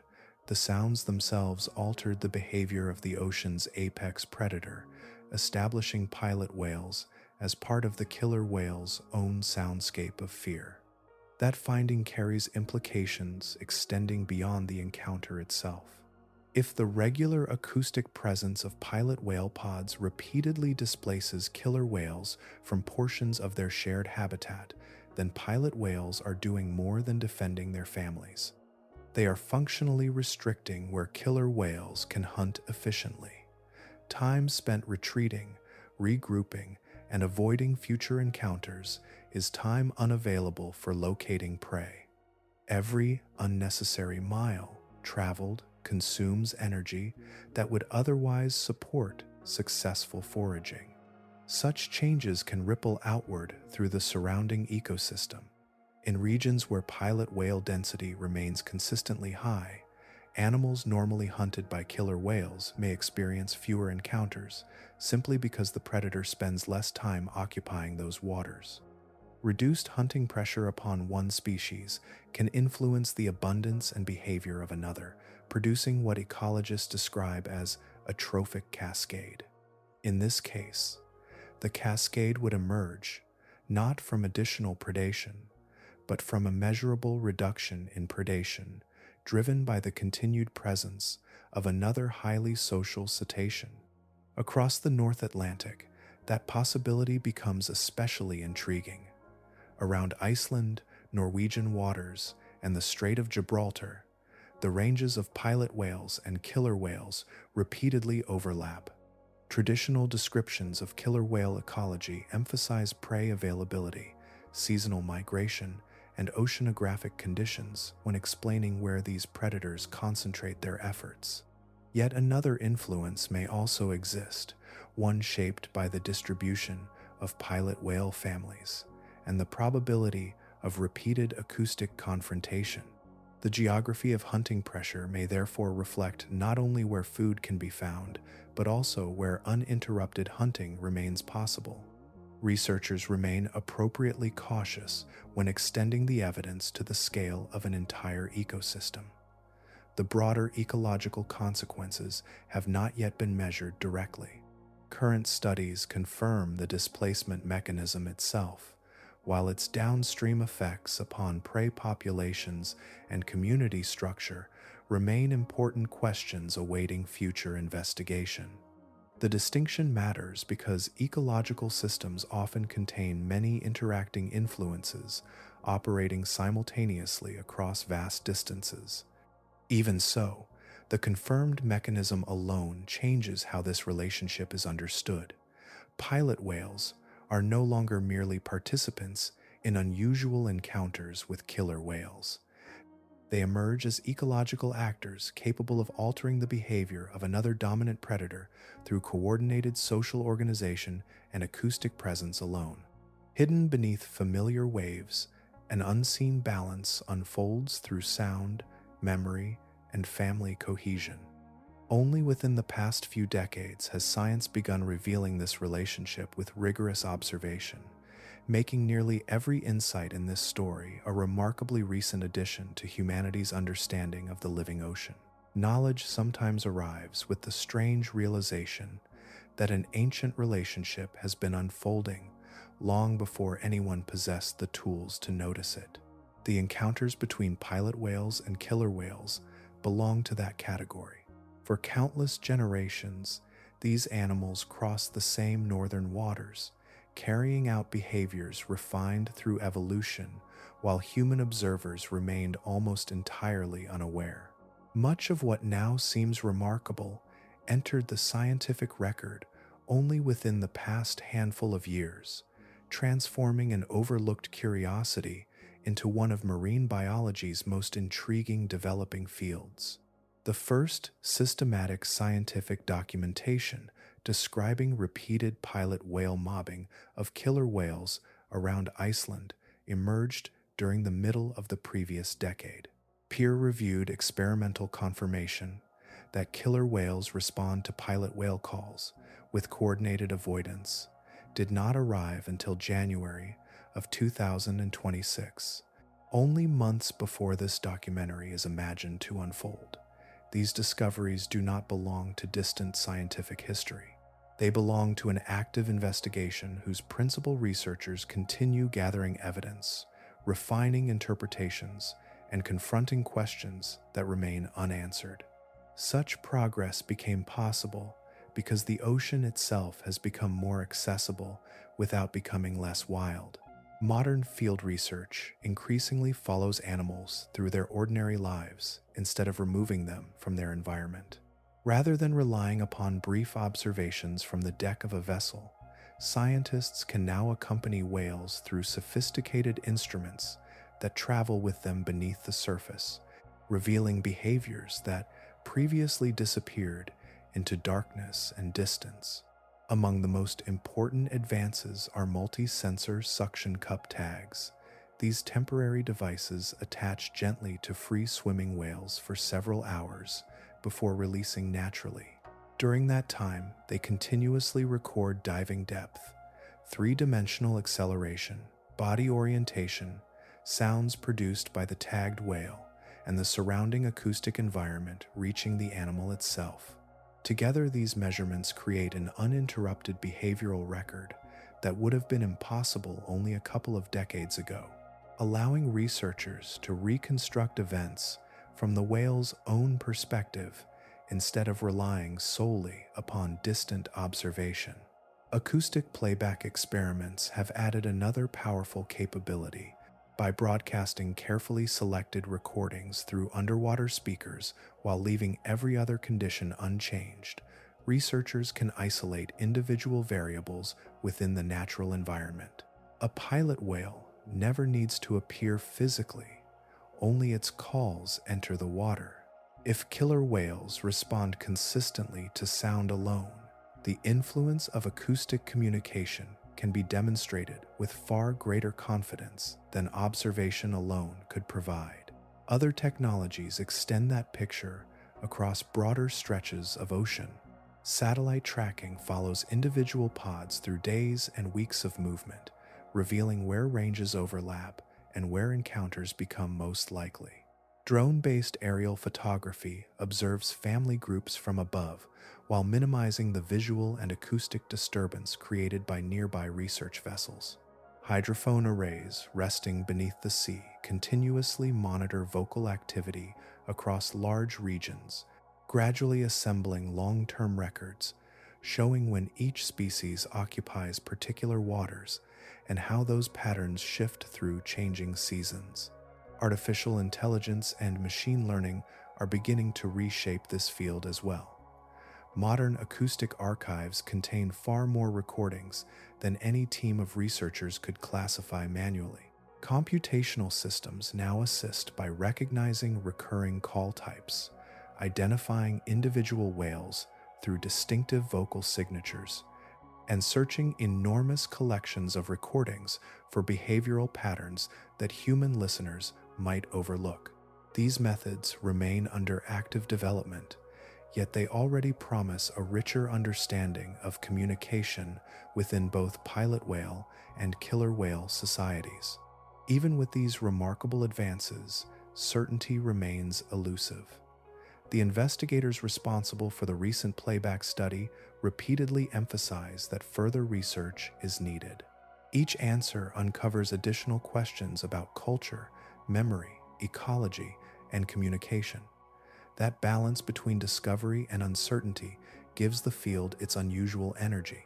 The pace of progress continues accelerating as instruments become more capable and observations grow longer and more detailed. The science remains remarkably young, while the relationship it seeks to understand is immeasurably older. Between those realities rests a humbling thought. The ocean has carried this conversation across generations beyond counting, and only now have human beings begun to acquire the means to hear even a small portion of what has always been there. Knowledge grows by accumulating answers, yet it also grows by revealing the shape of the questions that remain. The story of pilot whales and killer whales reaches one of those rare places where certainty and mystery stand beside one another, each defining the other. Everything that follows belongs firmly in that second category. These are not hidden explanations waiting to be declared. They are genuine scientific gaps, acknowledged by the researchers themselves, where evidence has not yet reached a conclusion. The first mystery is also the oldest. No confirmed evidence shows killer whales regularly preying upon pilot whales in the North Atlantic populations examined. In Icelandic waters, their principal food sources differ enough that direct competition for prey does not offer a satisfying explanation.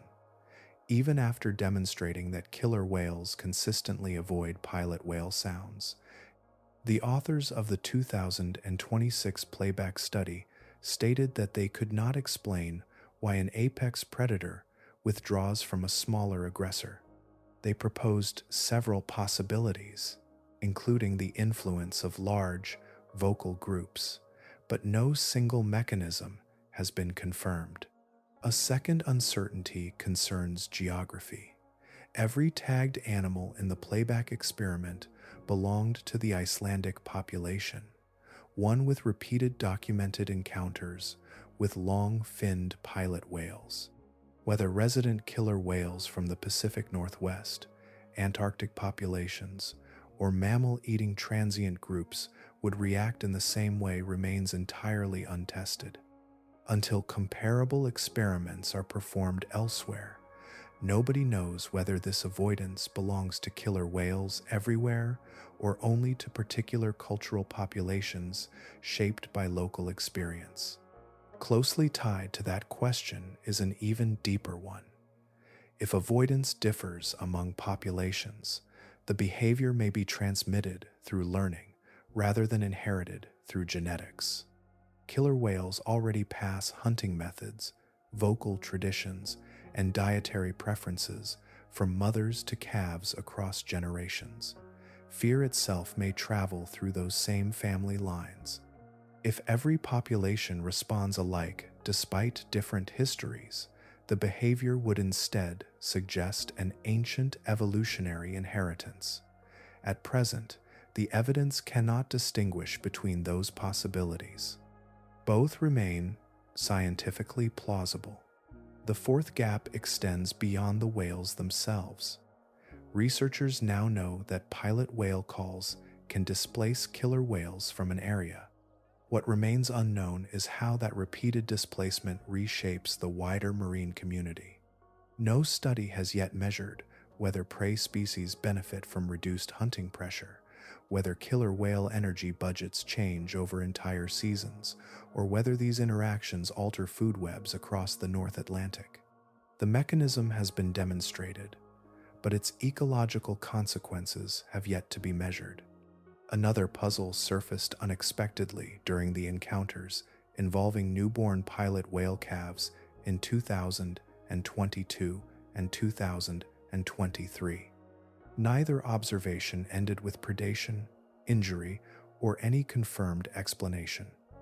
Play, caregiving, hunting practice, or another motivation altogether remain possibilities. None has gathered enough evidence to move beyond hypothesis. There is also the question of the pilot whale mind itself. The estimated total of approximately 37.2 billion neurons within the cerebral cortex suggests remarkable cognitive capacity, yet neuron counts alone cannot reveal memory, planning, communication, or social understanding in full. Science can measure the architecture of the brain far more readily than the experience unfolding inside it. None of these unanswered questions represents a weakness in science.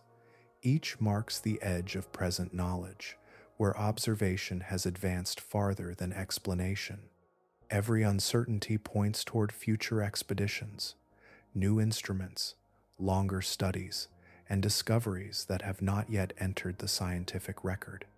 The confirmed findings form the center of this story, but its boundaries remain open, reminding us that the ocean continues to keep some of its oldest relationships beyond the reach of complete understanding.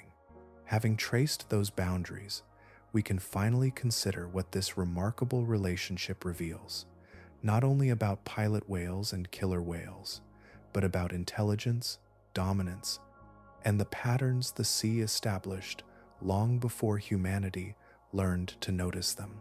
A comparison written on paper seems as though it should settle the matter before the encounter even begins. One animal is longer, heavier, and equipped with greater individual force. The other is smaller by every ordinary physical measure. If the laws of dominance were nothing more than size and strength, the outcome would appear predetermined. Yet the North Atlantic has spent countless generations presenting a different result, one that refuses to fit comfortably inside those expectations. An adult male killer whale can reach approximately 32 feet in length and weigh as much as 13,200 pounds. An adult male long-finned pilot whale reaches approximately 22 feet and about 5,000 pounds. Every straightforward comparison favors the killer whale. It possesses greater mass, greater speed in short bursts, more formidable teeth, and the capacity to overpower prey that few other predators would even approach. Judged as individuals, the balance appears unmistakable. The scale of the killer whale's hunting record deepens that contrast. Mammal hunting populations have been documented killing blue whales, creatures approaching 100 feet in length and weighing as much as 330,000 pounds. They hunt great white sharks, stripping away the nutrient-rich liver with remarkable precision. They pursue seals, sea lions, porpoises, and young baleen whales using techniques refined across generations. No confirmed natural predator regularly hunts healthy killer whales. Their reputation rests upon abilities earned through millions of years of evolutionary success. Yet another observation stands beside those facts with equal certainty. When pods of pilot whales advance through Icelandic waters, the killer whales frequently withdraw. The larger animal, capable of confronting nearly every other marine hunter, yields the space. The contradiction is genuine because every measurement suggests the opposite should occur. Part of the explanation emerges when attention shifts away from individuals and toward societies. Pilot whale pods in Icelandic waters commonly contain between 50 and 100 animals. Fish-eating killer whale groups in the same region often travel in pods numbering roughly 5 to 15 individuals. The encounter therefore begins with a substantial numerical imbalance. Even an exceptionally capable predator must evaluate the cost of facing many coordinated opponents at once. Still, numbers alone cannot fully account for the behavior. A gathering of 100 unrelated individuals acting independently would produce confusion rather than effectiveness. The observations described throughout this story instead reveal sustained pursuit, coordinated movement, shared direction, and persistent acoustic communication across miles of open ocean. Such organization depends upon social bonds, collective decision-making, and information moving rapidly through the group. Coordination transforms a crowd into something far more influential than the sum of its members. Memory strengthens that organization still further. Older females carry decades of navigational knowledge, social experience, and familiarity with previous encounters. Younger whales contribute speed and endurance while responding to patterns learned throughout their lives. Communication links those generations together, allowing many individuals to behave as though guided by a common purpose rather than isolated impulses. The resulting formation becomes remarkably difficult for another social species to ignore. The advantage held by pilot whales, therefore, cannot be reduced to body size or even simple abundance. It arises from the ability to organize a large extended family into a unified response, maintain cohesion while moving through three-dimensional water, and sustain that coordination over considerable distances without losing focus. Intelligence, communication, leadership, and experience become practical tools expressed through collective action. Viewed from that perspective, the paradox begins to dissolve. Physical power remains real, but it is only one ingredient in the larger equation. The North Atlantic repeatedly demonstrates that dominance is shaped not only by what a single animal can accomplish, but by what an entire society can achieve together. Within that wider measure of power, the relationship between pilot whales and killer whales becomes less surprising and far more profound, inviting a deeper reflection on what dominance truly means when intelligence, memory, and cooperation become forces as consequential as strength itself. For much of modern ecology, the phrase apex predator has carried an almost mythic simplicity. It describes an animal that stands at the top of its food chain, hunted by no other natural predator, and capable of feeding upon an extraordinary range of species beneath it. The definition is elegant because it depends upon direct predation. It asks what an animal eats, and what, if anything, eats it. Within that framework, the killer whale has long appeared to be one of the clearest examples anywhere on Earth. By every classical measure, the killer whale satisfies that description. It has no confirmed natural predators. Across different populations, it hunts fish, sharks, rays, seals, sea lions, porpoises, dolphins, whales, seabirds, and other marine animals. Its range extends through every ocean, from polar waters to the tropics. Wherever it travels, it occupies the highest position within the traditional food web, limited not by another hunter, but by the availability of prey and the adaptations of its own cultural traditions. Yet the relationship traced throughout this story introduces a complication that the familiar definition does not easily accommodate. In parts of the North Atlantic, there exists another species whose presence alters where killer whales remain, where they depart, and how they behave. Playback experiments have shown that pilot whale calls alone can trigger coordinated withdrawal. Field observations repeatedly document pursuits that end not with confrontation but with retreat. The predator remains physically capable of fighting, yet chooses another course. Nothing about that behavior places the pilot whale above the killer whale in the ordinary food chain. Pilot whales do not hunt killer whales. They do not consume them, replace them, or inherit their ecological position. Instead, they exert influence through behavior. Their presence changes the decisions of an animal that otherwise answers to no predator. The traditional language of ecology has little vocabulary for this kind of relationship because it is measured not through death, but through movement. That distinction reveals an overlooked dimension of ecological power. Influence within an ecosystem is not determined solely by the ability to kill. It also emerges through the ability to shape where other species travel, where they feed, how efficiently they hunt, and which habitats they occupy. A species capable of altering those patterns changes the flow of energy throughout its environment, even without becoming another predator in the chain. Across Icelandic, Norwegian, and Gibraltar waters, the available evidence suggests that pilot whales perform exactly such a role. Their coordinated presence can displace killer whales from portions of shared habitat, interrupt hunting opportunities, and redirect predation pressure elsewhere. Those changes ripple outward through prey populations and the broader marine community, even though the full ecological consequences remain subjects for future investigation. The pilot whale therefore functions less as a superior predator than as a living constraint upon one.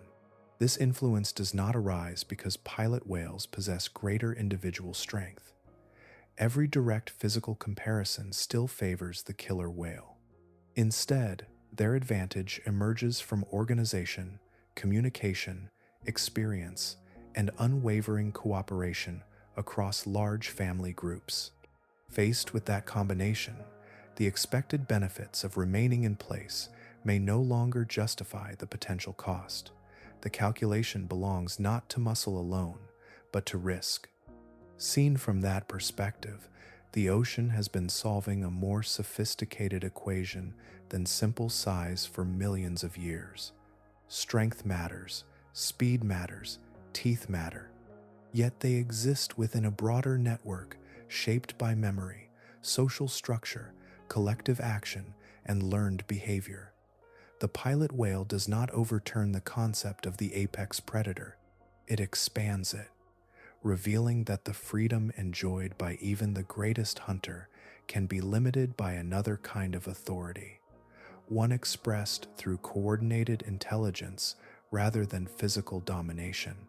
The deeper meaning of that authority and what sustained social intelligence can build across evolutionary time becomes the final idea toward which this entire journey has been steadily moving. Long before any scientist counted neurons or attached research tags, the pilot whale had already been living according to a design shaped across countless generations beneath the sea. The remarkable figure of 37.2 billion cortical neurons is not simply an astonishing measurement. It is an invitation to ask what such an immense neural architecture has been built to accomplish. In the largest brains yet measured among living mammals, the greatest investment does not appear to rest in physical strength. It appears to rest in one another. Human beings often associate large brains with language, abstract reasoning, imagination, long-term planning, and the ability to understand that another individual possesses thoughts and intentions distinct from their own. These abilities allow knowledge to accumulate across generations rather than beginning again with every birth. Culture becomes possible because memory survives within communities. Although pilot whales do not possess human language, many elements of their lives reveal comparable investments in social understanding expressed through an entirely different medium. Young animals do not simply discover every survival strategy for themselves. Hunting traditions pass from older whales to younger relatives through repeated experience. Family members remain together throughout life, carrying relationships that may endure for many decades. A mature individual navigates not merely an ocean, but an intricate web of relatives, companions, offspring, grand offspring, and elders whose shared history stretches farther back than any single memory. Every encounter adds another layer to a social map that grows richer with age. Their responses to killer whales offer another glimpse into this remarkable cognitive world. Evidence suggests that pilot whales distinguish between different killer whale ecotypes through sound alone, reacting far more strongly to mammal hunting populations than to those specializing in fish. Such discrimination implies more than hearing. It reflects an ability to associate specific acoustic patterns with different levels of danger, preserving those associations across years and transmitting them through generations. Knowledge becomes communal rather than individual, allowing an entire family to benefit from experiences that many members never personally witnessed. The significance of such intelligence becomes clearer when viewed beside the physical imbalance already established. No individual pilot whale rivals a healthy adult killer whale in size or strength. If survival depended upon solitary contests, the story would end there. Instead, nearly every major cognitive investment made by the species appears directed toward maintaining cooperation. Communication, recognition, coordination, shared memory, lifelong relationships, and experienced leadership combine into a living network that extends far beyond the abilities of any single whale. Across the animal kingdom, expanding intelligence often accompanies expanding social complexity. Primates, elephants, dolphins, and several bird species all demonstrate this pattern. As relationships become more layered, remembering individuals, interpreting intentions, resolving conflict, and coordinating collective action require increasing cognitive capacity. Pilot whales inhabit one of the most socially intricate environments known among marine mammals, where every decision unfolds within an enduring family whose members remain connected across an entire lifetime. What emerged from that long evolutionary investment is not a weapon forged for conquest. It is something far subtler. Matrilineal families remain intact across generations. Mothers receive assistance raising calves from other relatives. Elder females continue contributing long after reproduction ends. Collective decisions hold pods together across immense distances of open water. When danger appears, coordination unfolds with extraordinary speed because the foundation already exists within the relationships themselves. The mobbing behavior witnessed by researchers is not an isolated adaptation. It is one expression of an entire social system functioning exactly as it evolved to function. Viewed from this perspective, the retreat of a killer whale pod becomes more understandable. The sound approaching through the water is not merely the voice of another cetacean. It represents a society whose members have transformed intelligence into unwavering cooperation across generations. Without intending to become a deterrent, that civilization of kinship, memory, and shared purpose has created conditions under which the ocean's greatest predator often decides that remaining is no longer worth the cost. At the boundary between established evidence and unanswered questions, the facts themselves begin to suggest a broader reflection. They do not demand conclusions beyond the science. They simply illuminate how much can emerge when intelligence is devoted, above all else, to loyalty. Across the North Atlantic, every encounter between pilot whales and killer whales unfolds in the present, yet it may also carry the imprint of an unimaginably older story. The water remembers nothing in the human sense, but living species preserve history differently. They carry it within bodies shaped by selection, within instincts refined across immense spans of evolutionary time, and within responses that continue long after the original circumstances have faded beyond recovery. Biologists sometimes describe this enduring inheritance as evolutionary memory. The phrase does not suggest that an animal consciously recalls ancient events. Instead, it refers to behavioral tendencies that become established because generation after generation of individuals possessing those responses survived more successfully than those without them. Once enough time passes, natural selection can preserve the behavior itself, even if the conditions that first created it have changed. What remains is not recollection, it is inheritance expressed through action. Within the framework known as the soundscape of fear, this process takes on an acoustic dimension. Many prey species respond automatically to sounds associated with danger. The reaction does not always depend upon personal experience or instruction from older members of the population. Across sufficient evolutionary time, particular acoustic signatures may become deeply embedded as biological warning signals because responding immediately increased survival. The behavior unfolds because countless ancestors benefited from acting without hesitation whenever those sounds appeared. Applied to pilot whales, this possibility opens a fascinating window into the distant past. No confirmed evidence demonstrates that modern killer whales regularly prey upon pilot whales in Icelandic waters, and the evolutionary origin of their mobbing behavior remains unresolved.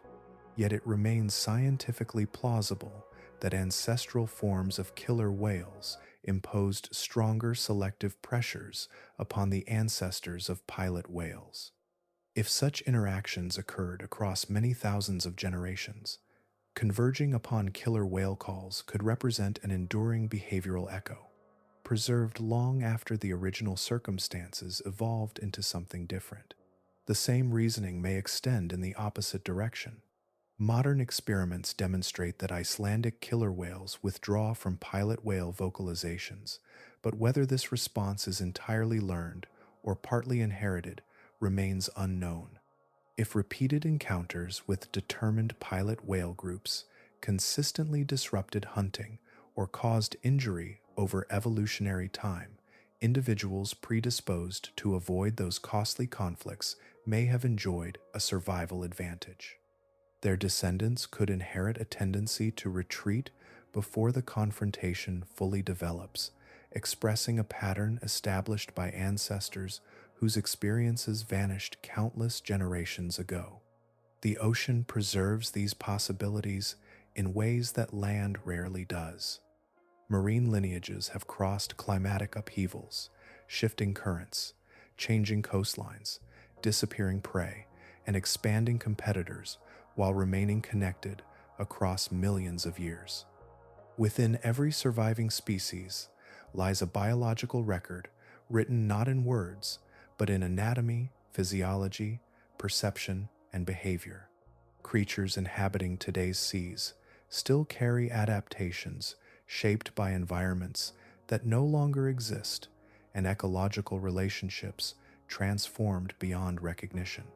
A pilot whale racing after a killer whale through the Norwegian Sea may therefore be expressing a strategy perfected beneath skies unlike those of the present age, within ecosystems arranged according to patterns that vanished before human beings ever observed the ocean. Likewise, the fleeing killer whale may respond according to tendencies molded by confrontations far removed from the circumstances surrounding today's fish-eating Icelandic herring specialists. The performance continues, even though its earliest chapters remain inaccessible. Science now documents these encounters with extraordinary precision around the waters of Vestmannaeyjar, recording movements, sounds, and decisions that unfold before modern instruments. Yet, those measurements capture only the latest expression of a relationship that may extend far deeper than observation alone can reveal. Every chase becomes both an event and an inheritance, simultaneously new and ancient. Behavior often outlasts the world that first selected it. The response remains. The pursuit continues. Across generation after generation, evolution carries the pattern forward, asking neither species to understand why it persists. Within that persistence rests something remarkable, a truth that scientific evidence can illuminate with increasing clarity, while leaving part of its deepest origin resting beyond the reach of certainty. The deeper this story reaches, the less it resembles a familiar account of predators and prey. What began as an observation of one whale pursuing another gradually becomes something broader, a reflection on the nature of power itself. The relationship between pilot whales and killer whales invites a different way of looking at life in the ocean, one in which physical dominance explains only part of the outcome, while the unseen architecture of cooperation explains the rest. By nearly every traditional measure, the killer whale stands at the summit of marine predation. It is the largest member of the dolphin family. Its range spans oceans across the planet. Different populations have developed hunting traditions capable of exploiting almost every major marine food source available to them. Blue whales, whale sharks, seals, penguins, fish, squid, dolphins, and countless other species all appear within the documented diet of one population or another. No natural predator consistently hunts healthy adult killer whales. Classical ecology therefore places them at the highest position within the marine food web. Yet none of those extraordinary qualities prevented a remarkable response when familiar pilot whale calls spread through Icelandic waters during carefully controlled playback experiments. Movement accelerated. Groups withdrew. Communication shifted. Hunting behavior gave way to avoidance. The largest and most formidable dolphin alive altered its decisions because of a voice it immediately recognized. The pilot whale presents a striking contrast. It occupies no comparable position within conventional food chains.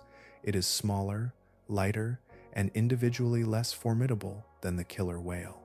For centuries, human hunting has taken thousands of pilot whales in places including Iceland, the Faroe Islands, and Japan. Their enduring social bonds sometimes contribute to tragic mass strandings, where family members remain together even as survival becomes increasingly unlikely. Judged by familiar measures of strength, the species appears unremarkable beside the ocean's celebrated apex predator. Even so, it possesses something the killer whale consistently treats with caution.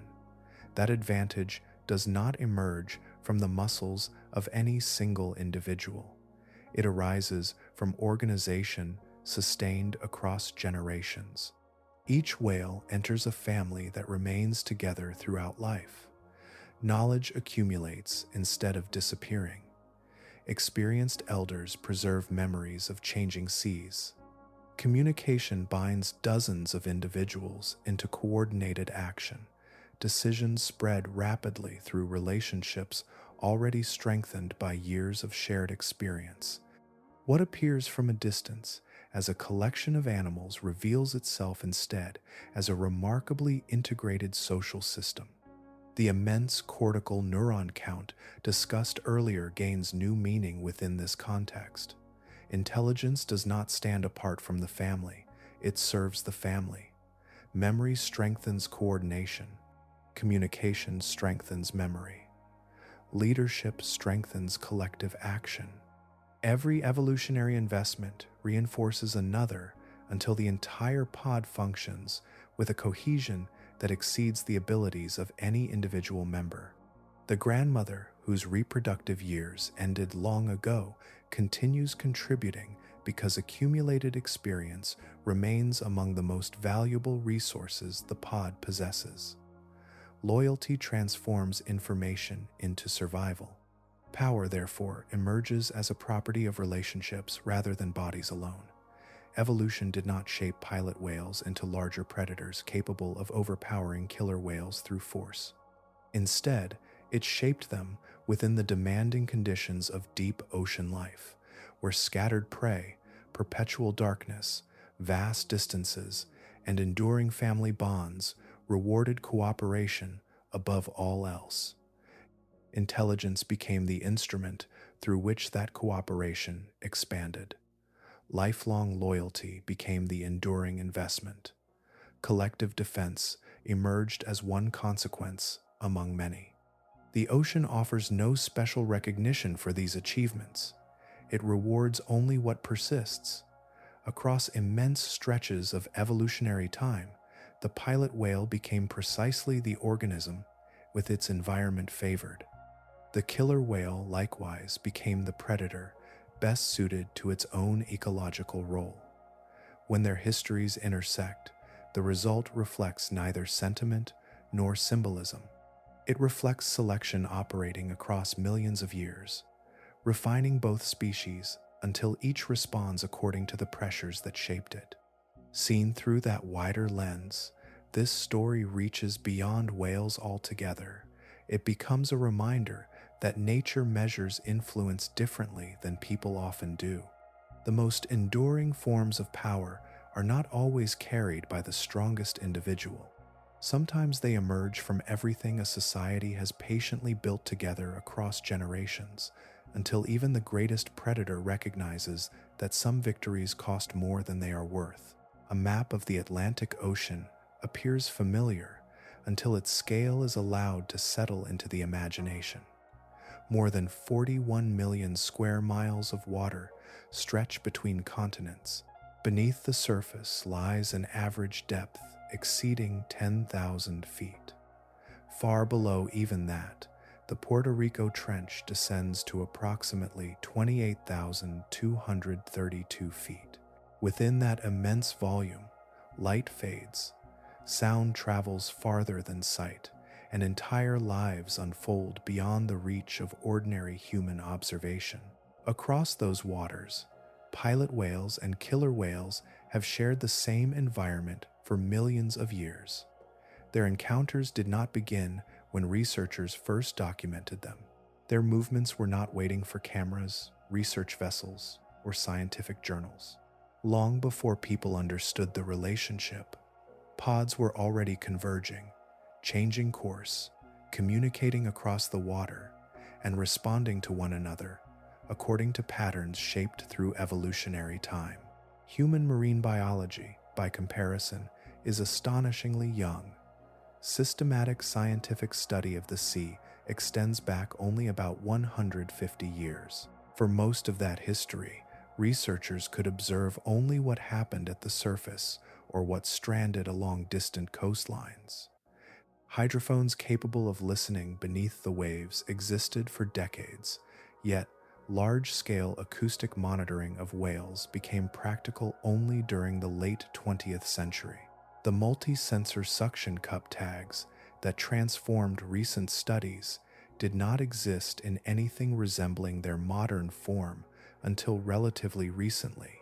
Only now can scientists accompany a free-swimming whale through hours of its ordinary life, recording movement, orientation, depth, the sounds it produces, and the sounds it receives as one continuous story. That perspective changes the meaning of every recent discovery. Everything confirmed during the past decade was already taking place before the first measurement was ever recorded. Pilot whales were almost certainly driving coordinated pursuits long before modern nations existed. Killer whales were almost certainly adjusting their movements in response. The same interactions unfolded through the year 1800, through 1500, through the year 1000, and across countless winters extending far beyond written history. Generation followed generation, while the relationship continued without witnesses. People crossed these waters for thousands of years. Sailors navigated by stars reflected on restless seas. Fishing communities depended upon the Atlantic for survival. Stories filled with sea creatures, spirits, and impossible beasts emerged from voyages whose dangers inspired enduring myths. Artists painted its changing horizons. Explorers feared its storms. Entire civilizations built their economies around its coastlines. Yet, through all of that history, almost nobody realized that one of the ocean's most remarkable behavioral relationships was unfolding beneath familiar shipping routes. The sea does not preserve mysteries through intention. Its concealment arises from immensity. Most of its living space lies beyond direct human vision. Sound reaches farther than light. Animals travel through layers no observer can continuously inhabit. A behavior occurring hundreds of feet below the surface may repeat thousands of times without leaving any visible trace above. Absence of observation has often been mistaken for absence of complexity. That realization naturally extends beyond pilot whales and killer whales. Countless relationships between marine species remain only partially described. Interactions unfolding below 600 feet still escape prolonged direct observation. Entire acoustic conversations pass unheard except by the animals participating in them. Patterns linking predators, prey, competitors, and companions may continue for centuries before the right combination of technology and curiosity finally brings them into view. The most honest answer to what else waits within those depths remains remarkably simple. We do not know. Rather than diminishing science, that admission defines its purpose. Every confirmed discovery expands the outline of an even larger unknown. The story of pilot whales reminds us that ignorance is not an empty space. It is a landscape still waiting to be explored with patience, better tools, and careful attention. In that sense, this relationship does not end with certainty. It opens toward a wider recognition. We are sharing a world with ocean lives whose histories, societies, and enduring relationships have been unfolding beside our own for ages, often beyond the narrow window through which humanity has only recently begun to look. Knowledge often advances with remarkable confidence until it reaches a shoreline beyond which certainty no longer extends. At that boundary, science becomes most trustworthy, not because every answer has been found, but because every unanswered question is named with care. The story of the pilot whale and the killer whale has now reached that shoreline, where confirmed discovery and enduring mystery rest beside one another without contradiction. The research published during 2026 ends in precisely that place. The behavioral response is no longer in serious doubt. Controlled acoustic experiments demonstrated that killer whales altered their movement when exposed to pilot whale sounds alone. The avoidance was measurable, repeatable, and documented under carefully designed conditions. Yet the deeper reason remains unresolved. Even the researchers who established the response acknowledge that they cannot fully explain why an apex predator withdraws from a smaller species whose physical strength is objectively lower. Rather than exposing a weakness in science, that admission reveals one of its greatest strengths. Honest investigation does not force nature into tidy explanations simply because people desire them. Sometimes the evidence reaches farther than the interpretation. Sometimes behavior can be measured long before its ultimate cause becomes clear. The ocean appears entirely comfortable with that arrangement, even when human curiosity is not. Another example rests within the remarkable architecture of the pilot whale brain. During 2014, researchers estimated approximately 37.2 billion cortical neurons, more than have been documented in any other studied mammal. That extraordinary figure is firmly established. Far less certain is what such a neural landscape enables in lived experience. Instruments can count neurons, compare structures, and identify connections. They cannot yet reveal the complete texture of perception, memory, or awareness unfolding within another intelligent mind. Imagine an aging matriarch who has guided the same family across decades of changing currents, shifting prey, and remembered routes through the North Atlantic. She may have lived for 55 or even 60 years, accumulating experiences extending across generations of companions. Science can estimate her age, monitor her movements, and record her calls. What exists inside the memory supporting each decision remains beyond direct observation. No existing instrument can reconstruct the history carried within that living mind. The same limit appears from the perspective of the killer whale. Researchers can detect the moment when a familiar call enters the water. They can measure acceleration, turning angles, swimming speed, and altered travel direction. They can conclude that avoidance has occurred. What they cannot yet measure is the functional experience accompanying that response. Whatever information the sound carries, however the animal distinguishes it from thousands of other acoustic signals, and whatever internal process guides the decision to leave, all remain concealed beneath behavior that can be observed but not completely translated. Accepting such limits offers an unexpected kind of rest. The world does not become smaller because its deepest mechanisms remain partially hidden. It becomes larger. Every unanswered question marks a place where reality extends beyond the present reach of explanation. The unknown is not empty space waiting merely to be filled. It is evidence that life has continued unfolding according to its own history, independent of whether human beings were present to witness it. Long before scientific papers, research vessels, or underwater recording systems existed, pilot whales were already living according to patterns refined across immense spans of evolutionary time. Their coordinated pursuits required no audience. Their social bonds depended upon no observer. The responses of killer whales unfolded just the same, whether noticed or overlooked. The pilot whale never required human recognition to influence the movements of the ocean's apex predator. It carried out that role long before either species received a scientific name. In the end, perhaps that enduring independence is the most enduring lesson of all. The deepest waters continue their ancient conversations without asking whether anyone above the surface has learned how to listen.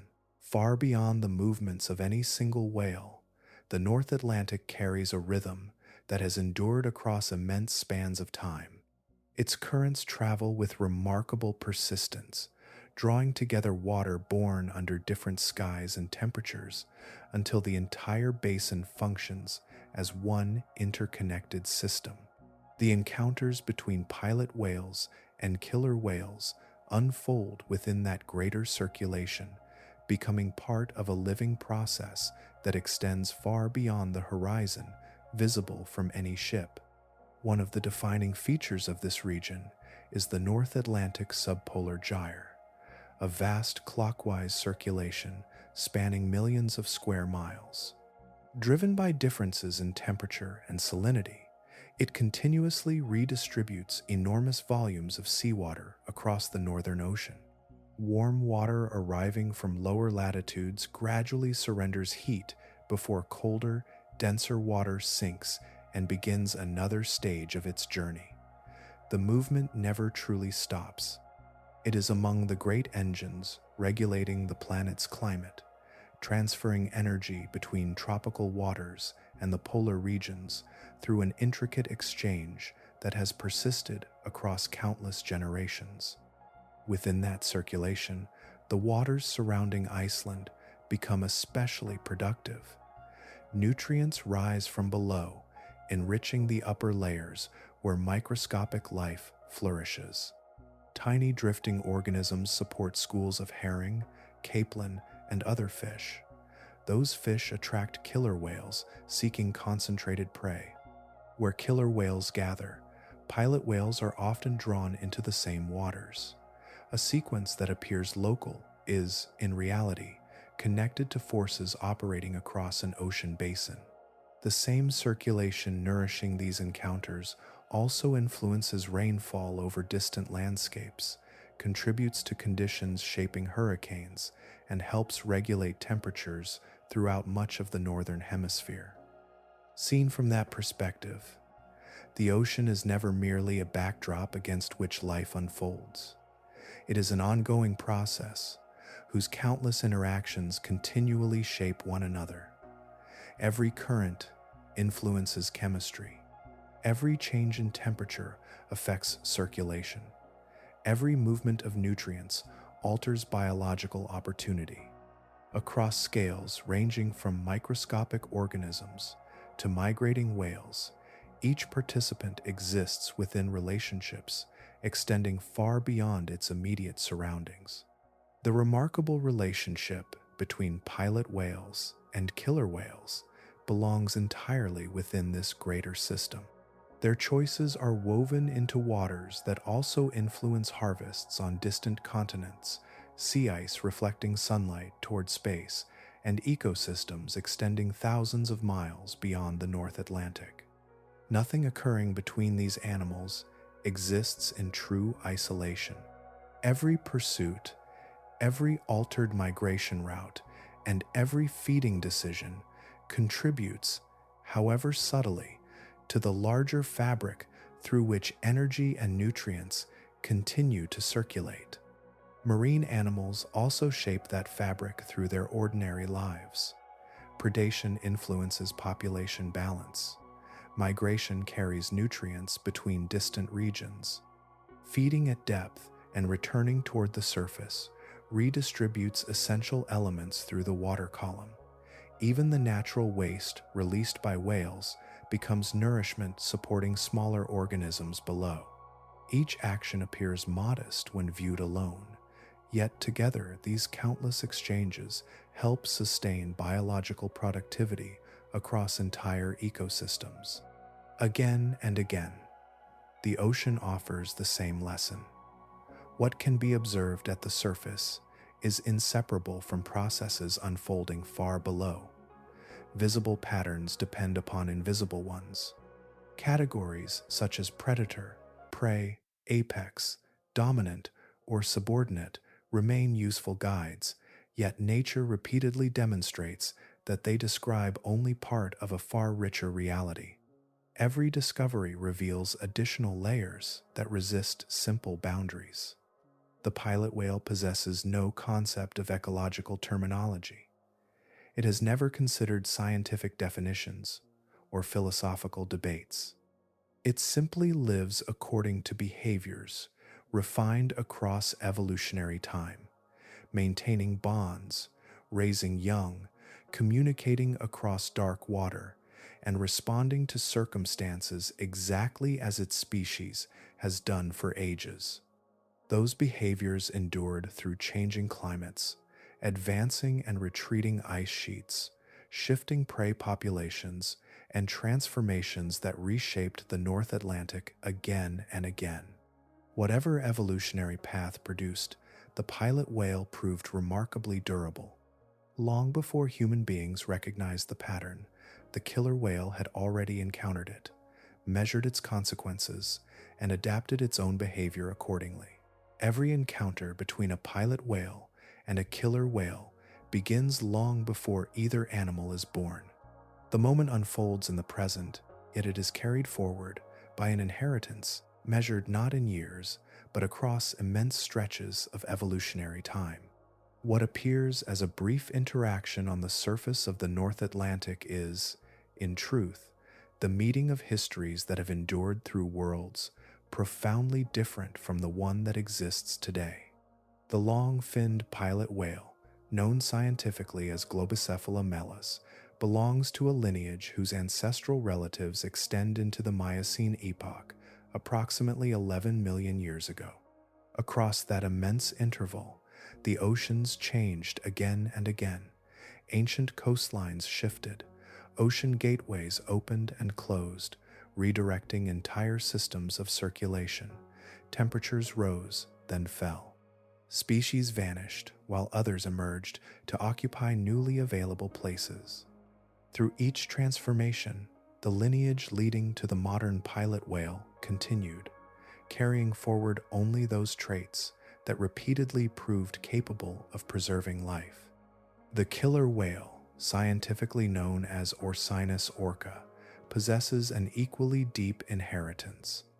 Fossil evidence places its close relatives within the same distant geological past.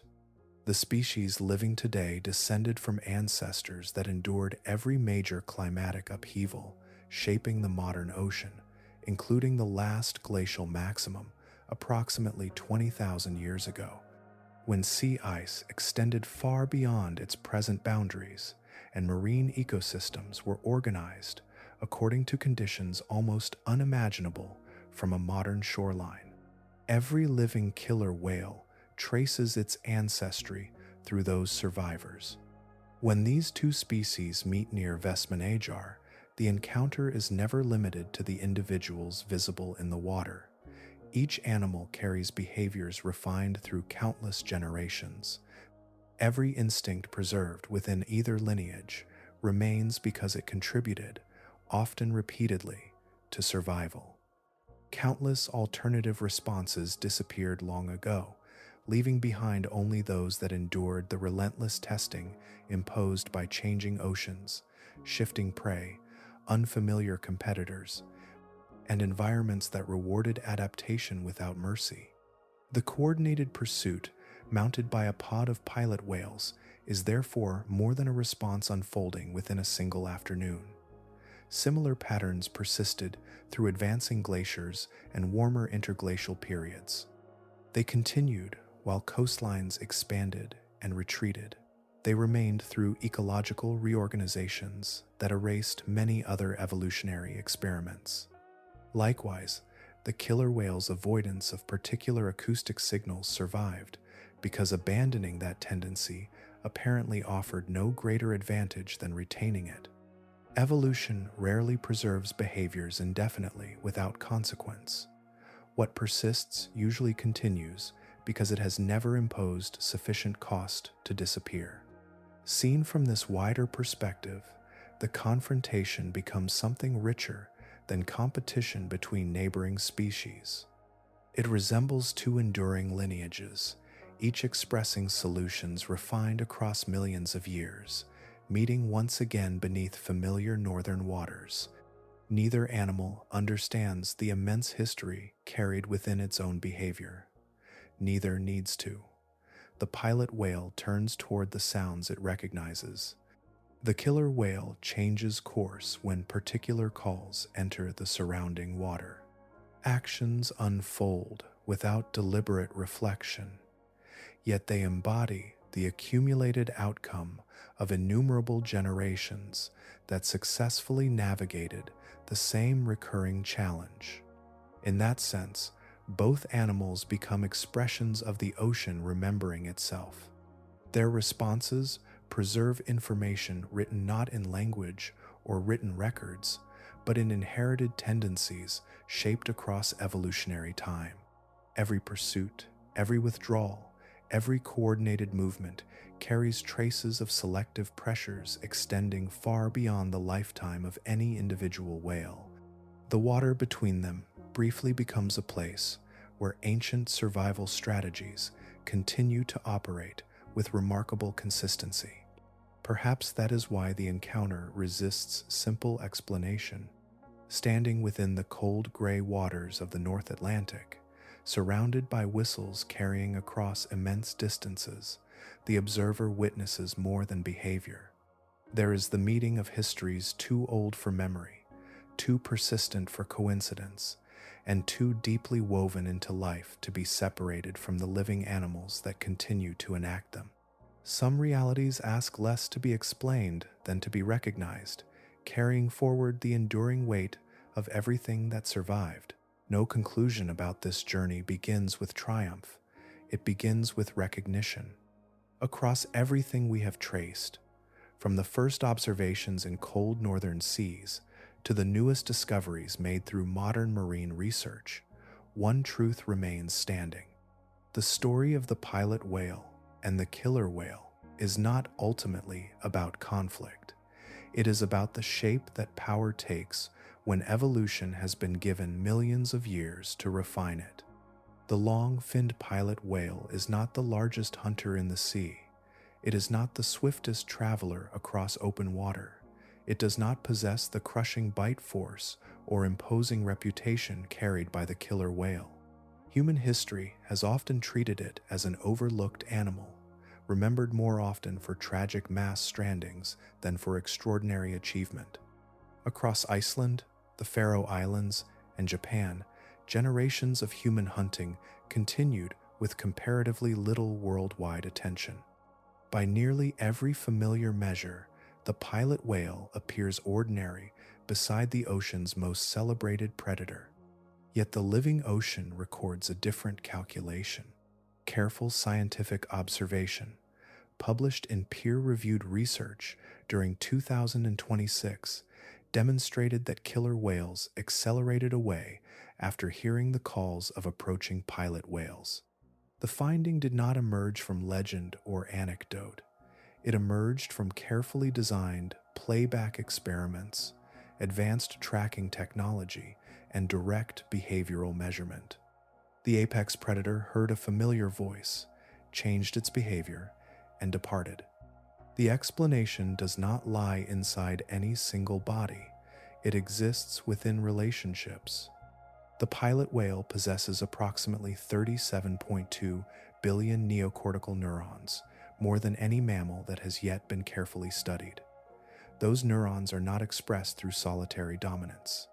They are invested in lifelong family membership, enduring matrilineal leadership, memory carried across generations, coordinated communication, and unwavering cooperation. Calves inherit more than genes.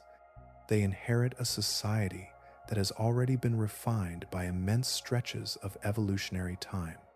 An elderly grandmother, who has long passed the age of reproduction, continues contributing something no younger individual can replace. Her accumulated knowledge becomes part of the family's survival. Adults remain together from birth until death. Cooperation replaces independence as the defining strategy. Intelligence becomes distributed across many individuals whose lives remain woven together through decades of shared experience. From that foundation emerges the coordinated response capable of persuading a physically superior predator that continued engagement carries greater cost than withdrawal. Nothing within this story suggests that the pilot whale exceeds the killer whale in individual physical strength. The lesson reaches somewhere deeper. Organization multiplied across generations becomes a form of capability that cannot be measured by teeth, body mass, or reputation alone. Loyalty, reinforced through countless lifetimes of natural selection, creates outcomes that appear surprising only because human instinct so often measures strength one individual at a time. For millions of years, the cold North Atlantic has repeated this demonstration without audience or applause. Long before research vessels crossed those waters, before hydrophones descended beneath the waves, before sensor tags followed marine mammals through the sea, these encounters unfolded again and again beneath changing skies. Human beings arrived very late to witness what the animals already understood through experience shaped across evolutionary history.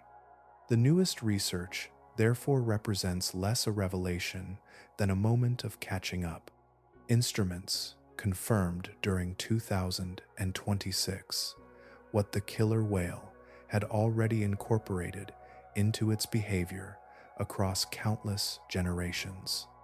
Somewhere beyond the reach of ordinary sight, carried through dark water by familiar calls, there exists a signal that consistently alters the decisions of the ocean's apex predator. That signal belongs to a species whose greatest achievement was never becoming the largest or the fiercest. Its greatest achievement was becoming inseparable from one another. The pilot whale demonstrates that collective intelligence, enduring memory, and lifelong loyalty can create forms of influence that no measure of individual strength fully captures. The ocean recognized that truth long before humanity possessed words capable of describing it, and every time the killer whale turns away from the approaching voices of a united family, the sea remembers it once more.